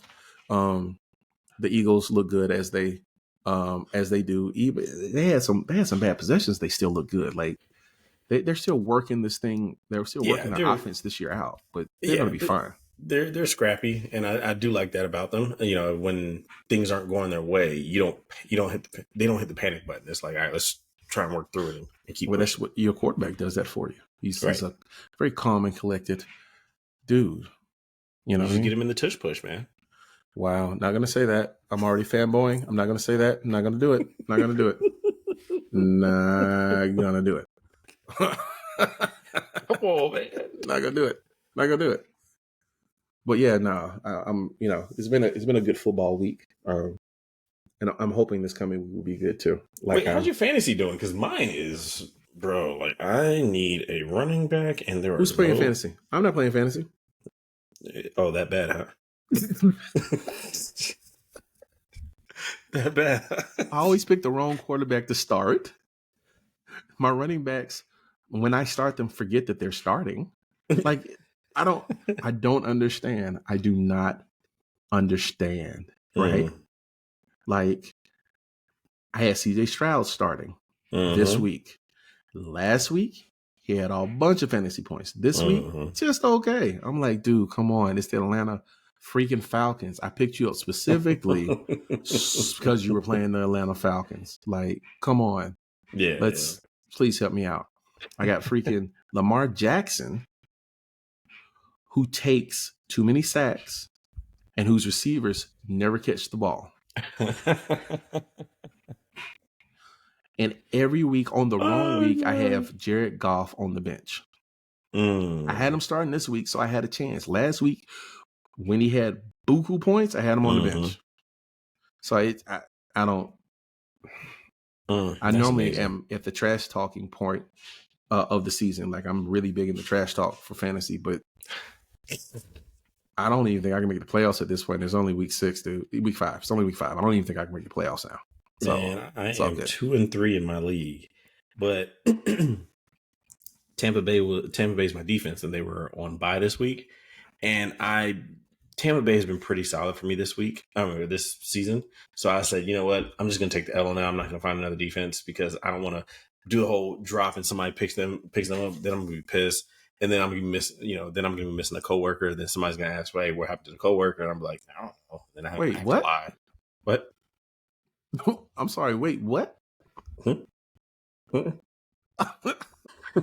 purposes of this podcast, this is all fictional thought processes.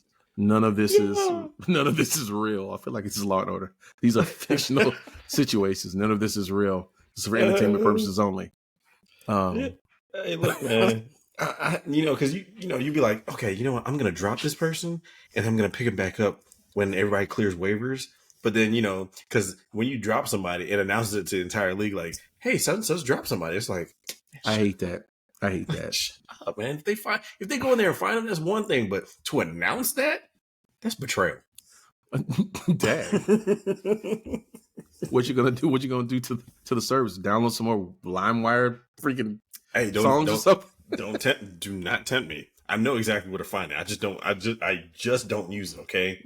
That makes me wonder: is LimeWire still even active? The hackers will tell you yes. Man, dude, did you see any of the Victor Wembanyama highlights from last night? Yeah, the one where he jumped to dunk for no reason. Okay. Yeah, that was one of them. That was one of them. When he Like, how do you sped, fight that?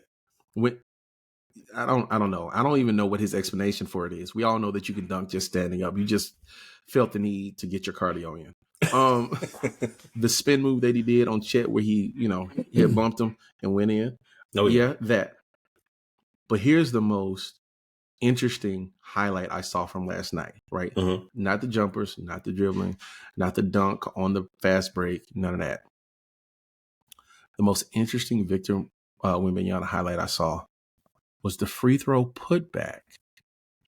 Now, if you're following NBA aficionados, what they're saying is the analytics may begin to speak to missing on purpose so that he can have putbacks at the free throw line because he's generally so much bigger Right. than whoever's boxing him out. Bigger, longer, yeah, all of it. Right? Because last night, Chet was on him, and then another center, I don't even remember the guy's name, was on him, and he got the rebound off of a free throw and put it back. And the future is now. Like, if he's that effective that they're thinking about missing free throws, the game has changed, my big bud. time. Like It to has to changed. creatively miss a free throw, like that is, I don't care how good you are, it's still somewhat difficult, like to do consistently. I don't know, man. When you watch Steph Curry shooting the ball as much as he shoots the ball, and you say to yourself, I think they can do it. I think they can do it. But see, that's the thing. Steph Curry shooting the ball, which a lot of people don't understand. And first off, Steph Curry has ruined the game for a lot of kids now.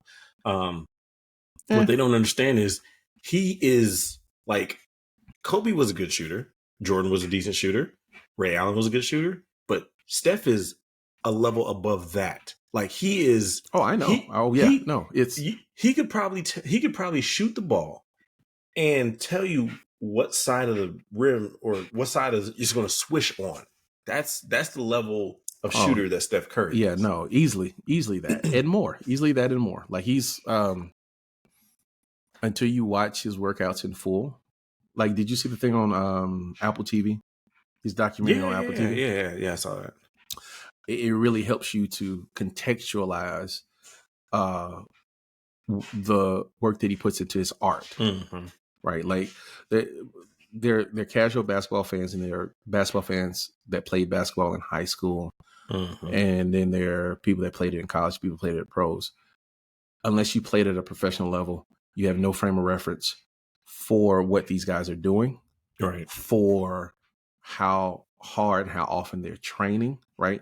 And for how skilled the game is at this moment, right? Mm-hmm. For Steph Curry to do what he does, all of this is not just skill, it's drilled down skill.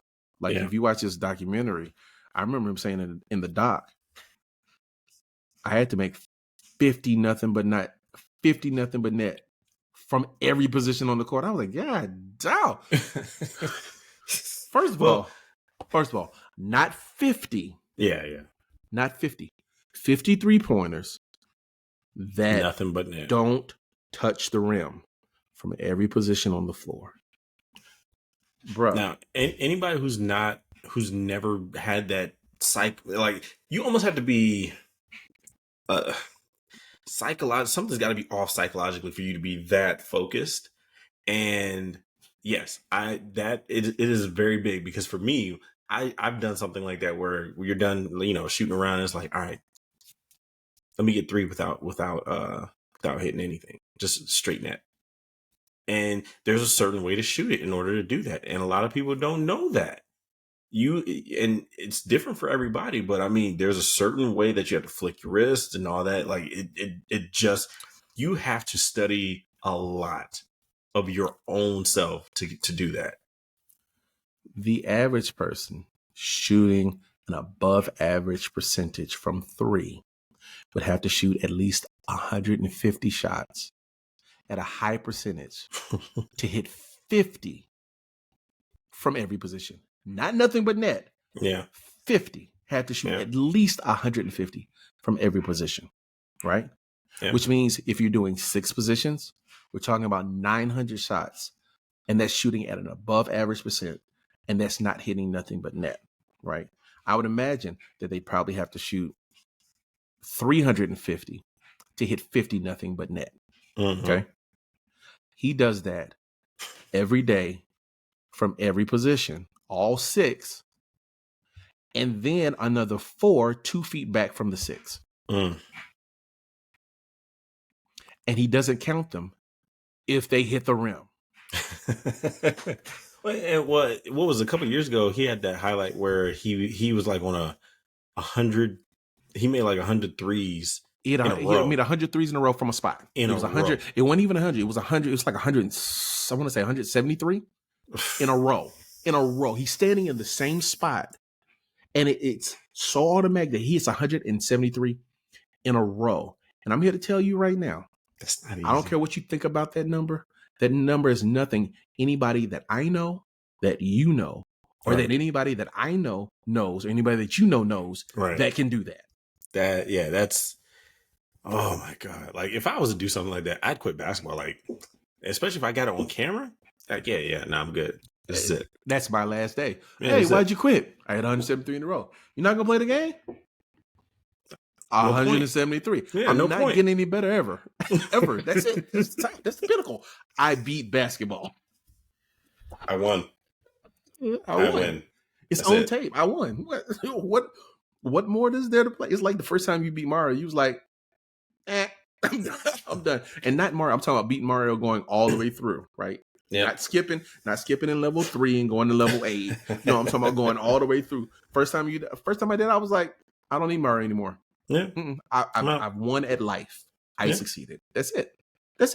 Oh, basketball is such a sweet sport. It's beautiful. It is. And it's such a jealous mistress. I'm so tired of these kids disrespecting this game, though. I really am. Oh, hey, you kids, get off my lawn. What are you mad at this today, old man? Just going out there and be like, those threes. Pretty much, like, no. Stop practicing that Euro step. Honestly, I don't even think a lot of these kids can actually do a proper Euro step, first off, because it's awkward to do. If you're not trained in it, it is very awkward to do. It's not awkward. It's awkward because we were taught 1-2. Right. That's why. Yeah.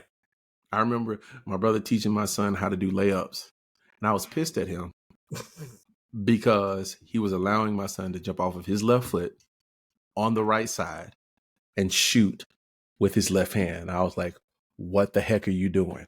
You jump off the right side, off of your left foot, and you use your right hand. You must learn that first before you go on and learn any other way of doing it. He was like, why?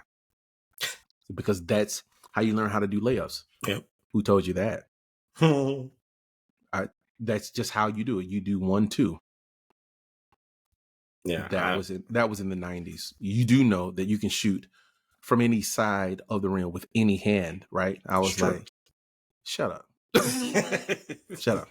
Nobody asked you to be right about this. You know what I mean? Yeah. Like, I mean, I used to spend countless hours just like, what I would used to do is play with the backboard, like figure out how to bounce it off from different angles and things like that, just in case I got into a situation where, you coming in, you get bumped and it's like, all right, so everything changes. It's all right, well, I know how, because backboards feel different depending on what they're made out of.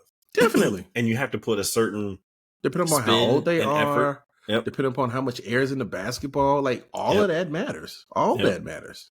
And I mean, and that's what I tell my son all the time. I'm like, dude, basketball is such a beautiful sport because, yes, a lot of other sports have split second decisions, but this is like split second upon split second decisions. And it's like, you're just going. And it's like and I coached this team last year, and it got so bad. He was sick of you, wasn't he? He was sick of you. Oh, for sure. It was to a point to where I think by the third game, I was on the coach's bench because I told his coach, I was like, you need some help. I'm just gonna help you out. Let's do this together. Bruh, how you gonna bogart the man's coaching duties?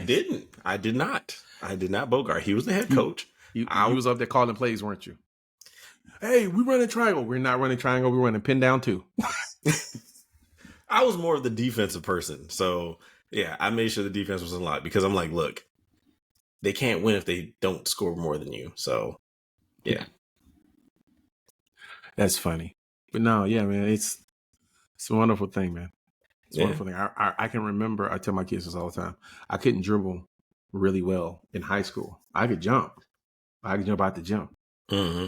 I couldn't dribble really well. So when I moved going into 12th grade, I said, I'm going to learn how to dribble. So one of the things I used to do, I used to go to our tennis court. And you know how they have those double tennis courts right next to each other? Yep. Right? And in between them, there's always a pole because there has to be a light. Mm-hmm. So you have literally 3 poles right next to each other. Right? Mm-hmm. I used to run full speed at a pole and do crosses, having to make it through the hole in between the poles. Mm. Yeah, the first couple times I did it, I clipped myself real good. But after like the third time, I learned how to cross, right, left to right, right to left, in and out between the legs behind. Like I did all of those things. But you know, it's like golf. It's a game you can play by yourself and get better at, and self-medicate. There's a whole lot of things. Love basketball. Oh yeah. Well, that was part of the other thing I tried to tell my son, because you know they do all these moves to be fancy. I'm like, no.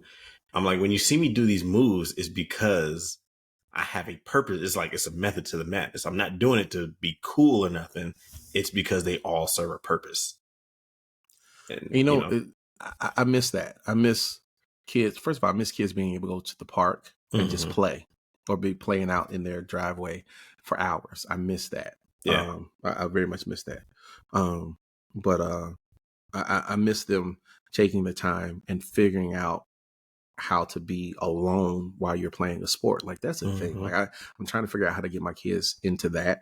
You know, like diving into whether it's just alone time doing an activity, whether it's reading a book or, you know, playing a sport, or like my daughter, she makes quilts and braces and stuff like that. Oh, that's cool. My sons, they don't. If it's as long as unless it's Fortnite or something digital, they won't do it. And I think kids miss a lot of reflective thought when they don't. And so, you know, for as much as I love basketball, any sport will do, but basketball is one of the ones where no matter how good you are, you know, you can always improve. Yeah, always improves, and have that self-time alone with a basketball, you know, to mature, or, you know, to reflect. Like hypothetically superimpose your defender in front of you.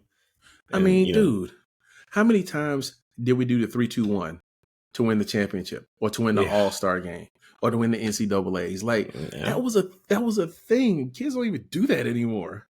Nope. I mean, granted, they were bad shots, but still, we took them, and it was us accessing our imagination to do so. I mean, they're only bad shots according to Paul George.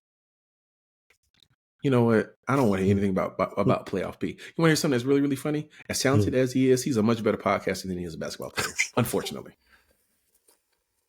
Yeah, I said it. I said it. Okay. You know, I feel the same about Tony Romo. He's much better in the booth than he is actually playing. He is. And you want to know why he's so much better in the booth? Because whereas he could see everything as a quarterback, sometimes you couldn't make the throws. In the booth, he can see everything. He can talk it out really well. Like, no, seriously. Oh, this is what this looks like. Oh, right. Nice. You know what I hate? I love watching them, but man, stop telling me to play before it happens. Like, I kind of need some mystery about this thing. Yeah. You know, he'd be like, hey, look at him. He's lined up. He's offset, and they're in the freaking 3 deep zone. He's gonna double back in. He's gonna be open right. Oh, look, there he goes. He's got it. He's going on the sideline. Shut up, guys. Can you be a half a second late, please? Oh shit! I'm trying to figure this out too. Hey, this man's seeing through a new pair of glasses. He's like, man, I can see everything. Yeah, I can predict what's going on. I can read the defense and not have to evade a rusher. This is great. This is the career for me. Perfect job. Perfect. Dude, I can talk football, direct football, and not have my back broken. Sign me up. Jerry Jones ain't on my back. Yes. Sign me up, dude. Nah, that's what's hot in the streets, man. Yeah. Oh, and one last thing. I may have been slightly wrong about your Celtics. So I did some watching of how they're integrating Porzingis into the offense. Mm-hmm. It's a problem. They are the second team in the East. Yeah, it's a problem. Easily. I still don't know if they're going to beat Milwaukee. But I'm going to tell you this right now. If everybody in the East stays healthy, like if every team stays healthy, I don't see how the Celtics. Oh my God, Porzingis is. Yeah, if they get, here's what I say. Most times when I analyze a team, is more so for not just the one time that they play each other. It's for, all right, best 4 out of 7, who's going to win. And I think the Celtics have found something with Drew Holiday and integrating Porzingis the way that they are, that I still have yet to remain. It's still remain yet to be seen that how Milwaukee's gonna do with this, because man, look, Milwaukee, dude. My fear with Porzingis was that he was a good player on a bad team that put up stats, right? And that he wasn't going to be as effective on another team, right? I was wrong in that analysis, in that assessment, in that prediction, right? He doesn't look like he's going to have to put up as many shots, which means he's going to make him more effective. efficient. And the shots that he's taking are going to be more, I don't want to say one-on-one shots, but they're going to be for better spots on the floor. And he's going to look like a superstar. It's good. He's going to look like a superstar. Again, I don't know if that means that they're going to beat Milwaukee, because I think Milwaukee matches up well with them. Well, that's where I can't wait for their first game against each other, because that's going to tell a lot. We're going to see a lot. It's going to be very telling on who's number one in the East.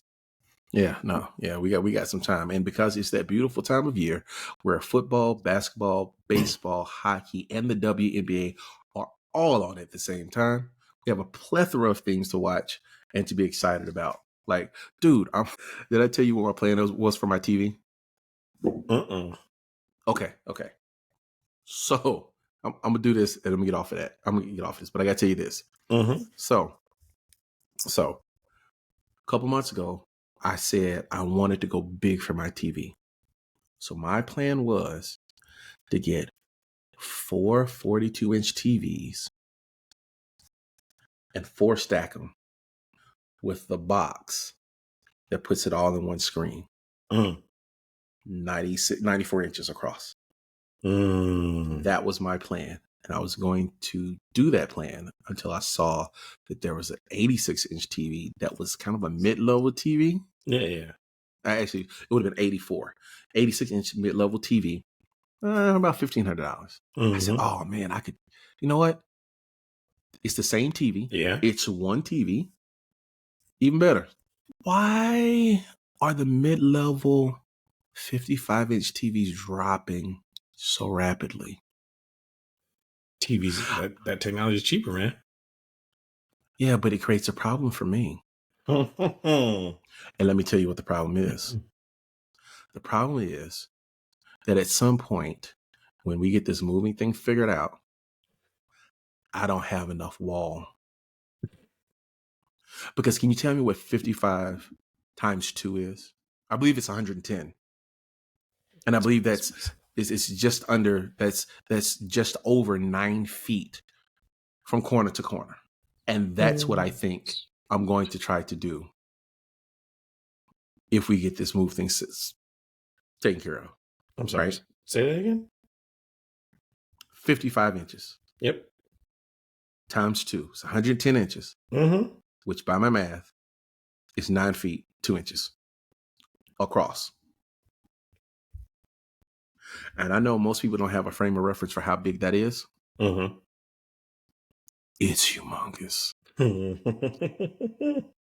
It's so big.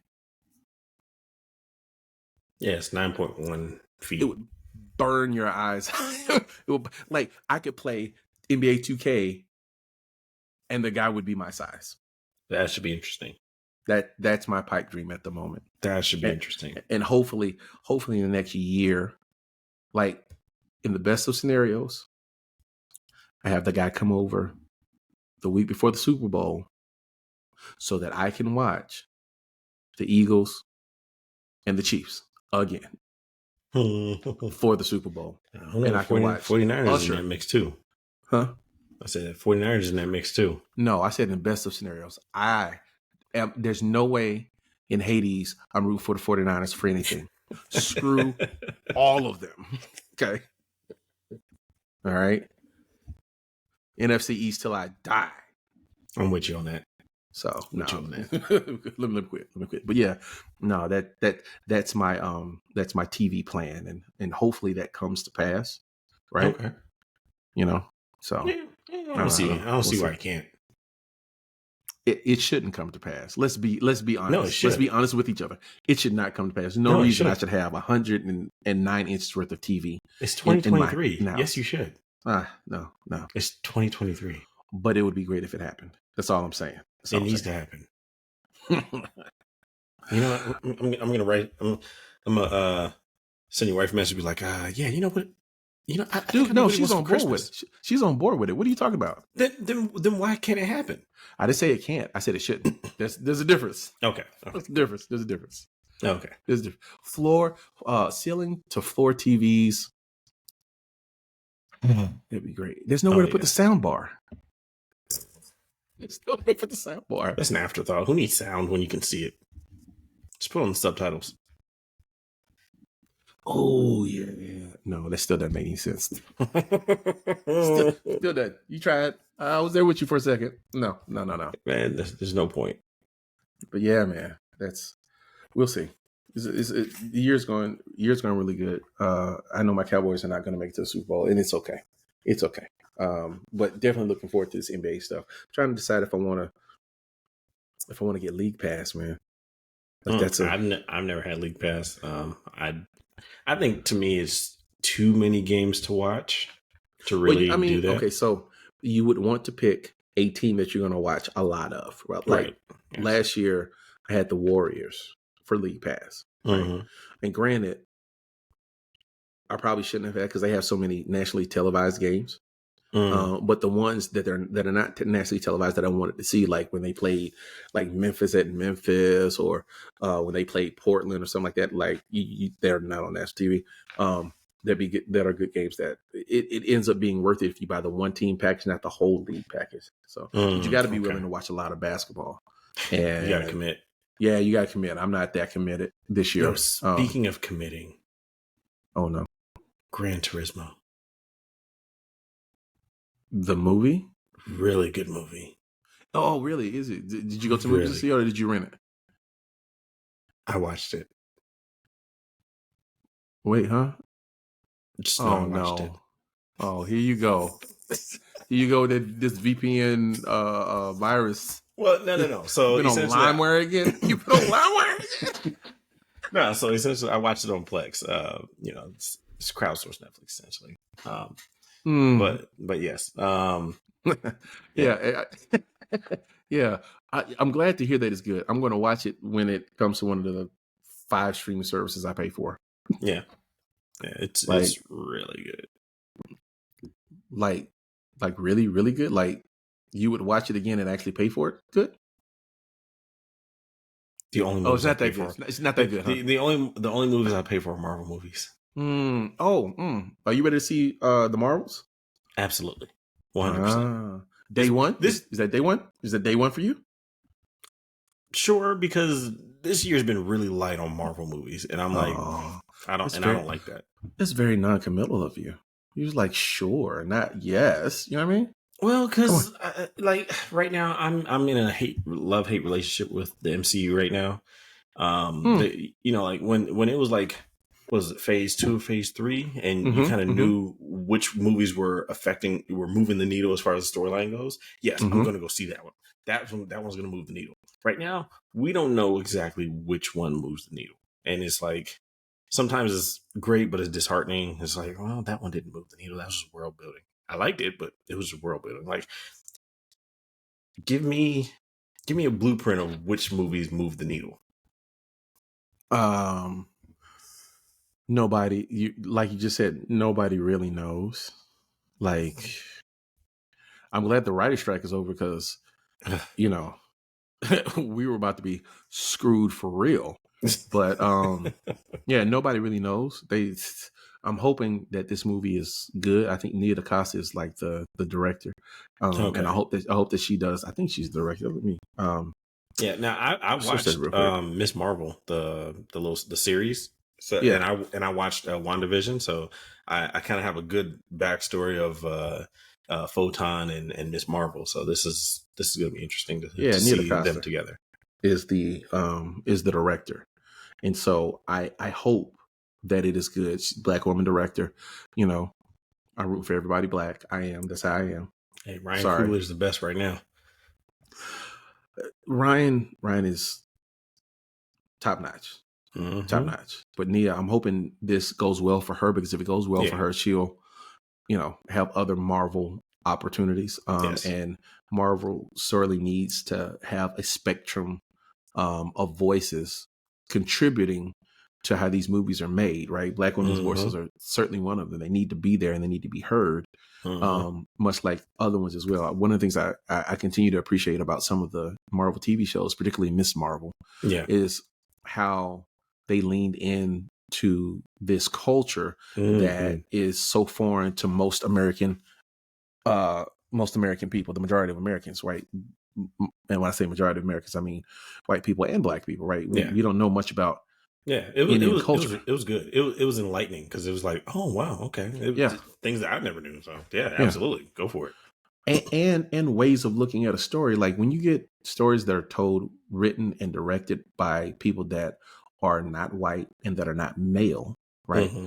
The stories and the directing and the way that the movie goes are different, Mm-hmm. right? And it's refreshing because you need those stories to appreciate all directing and all writing, right? Mm-hmm. So, again, I'm hoping that this does well. I'm going to try my best to go I see think it it will. From first week. previews, it looks good. It looks really good. Yeah, I just it is in a no-win situation at the moment, right? Mm-hmm. They don't have momentum from any other Marvel movie, right? Mm-mm. Guardians of the Galaxy doesn't connect to anything. They are their own franchise, Yep, right? You had Into the Spider-Verse, which they that kind was of good. connected it with the Indian heritage, and it was Across the Spider-Verse, amazing. But Yes. it still doesn't.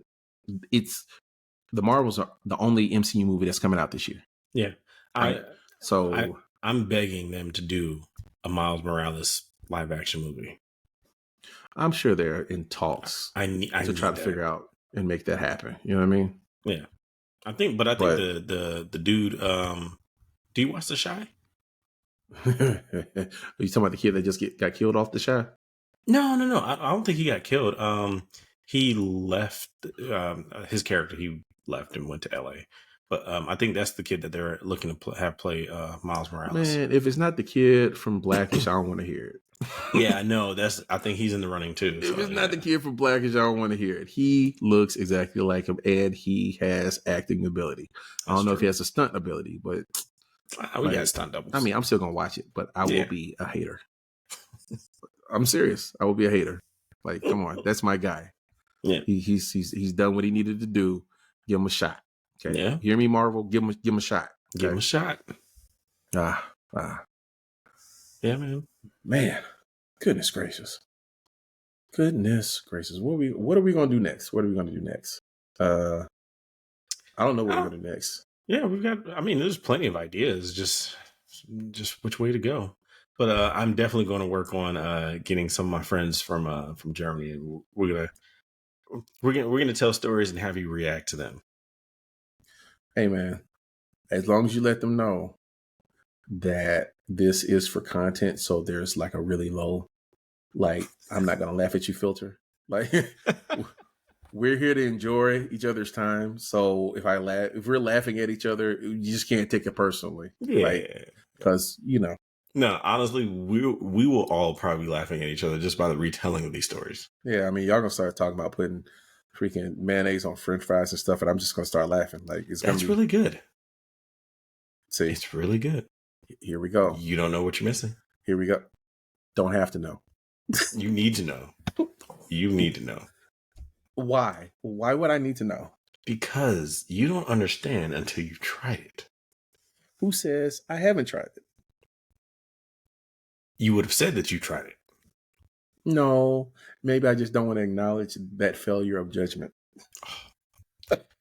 I'm telling you. You know what? Okay, cool. I'm gonna hit up my cousin. I'm gonna have her send over some of that they call it pomfret sauce, and I'm gonna have it sent to you. And I need you to try it while on the podcast. I'm gonna tell you, I don't have a problem doing it. But whatever you get is what you get, buddy. Whatever you get, what you get. Okay, I'm gonna shoot straight. But whatever you get is what you get. Okay. All right. I'm telling you, you don't know what you're missing, man. It's good food, good stuff. Shoot. And if it's good, I'll let you know. But if it's not, you're gonna have to try chitlins. Okay, I won't do that to you. Liver mush. Oh, I like liver mush. Dang it! I would choose the one thing. Cow tongue. I can appreciate it. Cow tongue is actually really good. It's actually really, really good. You know, like it's. You know what? I think I'm gonna go watch me some Chopped before I go to sleep. Oh, dude. Okay. Last thing before we go, man. Yo. Do you watch Bob's Burgers? No. Do you watch Rick and Morty? Yo. Okay. My son watches Rick and Morty. No, he should not. I know he should not. He should not. I know he should. That's not for him. Like Rick and Morty is I haven't seen like a full episode, but I've seen clips here and there, and I'm just like, Dominic, hear me and hear me well. You must watch Rick and Morty, and you should be watching Bob's Burgers. Bob's Burgers is hilarious. Rick and Morty is hilarious. But Rick and Morty, you watch The Boys? Oh, absolutely. Okay. If you watch The Boys, you should be watching Rick and Morty. Rick and Morty. I have Rick and Morty socks. I have Rick and Morty shorts. I have Rick and Morty underwear. Dude, Rick and Morty. Look, man. Do us all a favor. Okay. The next time you have time, I want you to go and find those big baggy jeans, that 4XL t-shirt. I want you to find your wave cap. It's not going to help, but you're going to put it on anyway. Sure, I want you to sit down in front of your TV, and I want you to put on season 1 of Rick and Morty. And I want you to watch 2 episodes. If you don't like it after 2 episodes, you don't ever have to watch it again. Okay. All right. But if you make it through 2 episodes, I'm here to tell you, comedy on a level that you're not prepared for. Like, okay. Dude. They got a restaurant that a friend of mine, a coworker of mine went to. Like it's in Colorado or something like that. Mm-hmm. He lives in like Arkansas. Arkansas. Yes. Yeah. Something like that. Anyhow, but yeah, no, it's love Rick and Morty. Love. Well, proud dad moment. I caught my son watching the Boondocks the other day. Made me tear. Okay, so are you going to buy him the comics, or are you going to just let him watch the TV show? You know what? That is one avenue of reading that I have not tried with him. Graphic novels, dude. Come on, man. Come on. Yeah, I got you. But no, I gave my son. Well, let me rephrase. I allowed my son to use and to read my Boondocks comic books, and yes, mine. I own them. I still have ownership of them. And when he's done with reading all 4 of them, I will have them all back. I've had them for decades. Well, for decades? Yeah. I've had them for 18 years. Yeah. Oh, Jesus. Yeah, man. Yeah, I love Boondocks. They used to be my ringtone. A lot of people don't know that those the Regina Bell. Well, yes, Regina Bell, King, but also King. Regina King, yeah. But then also, the theme song was nothing but a list of affirmations. I can see that. Yeah, I can see that. Okay, last story. Then we got to go. All right, what you got? It's tied to this. So at that point in time, I had a flip phone.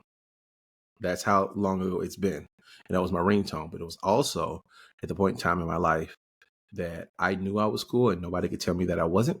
Mm-hmm. Tell you how cool I was. I was so cool that I had a trench coat, black, that I wore almost all of the time.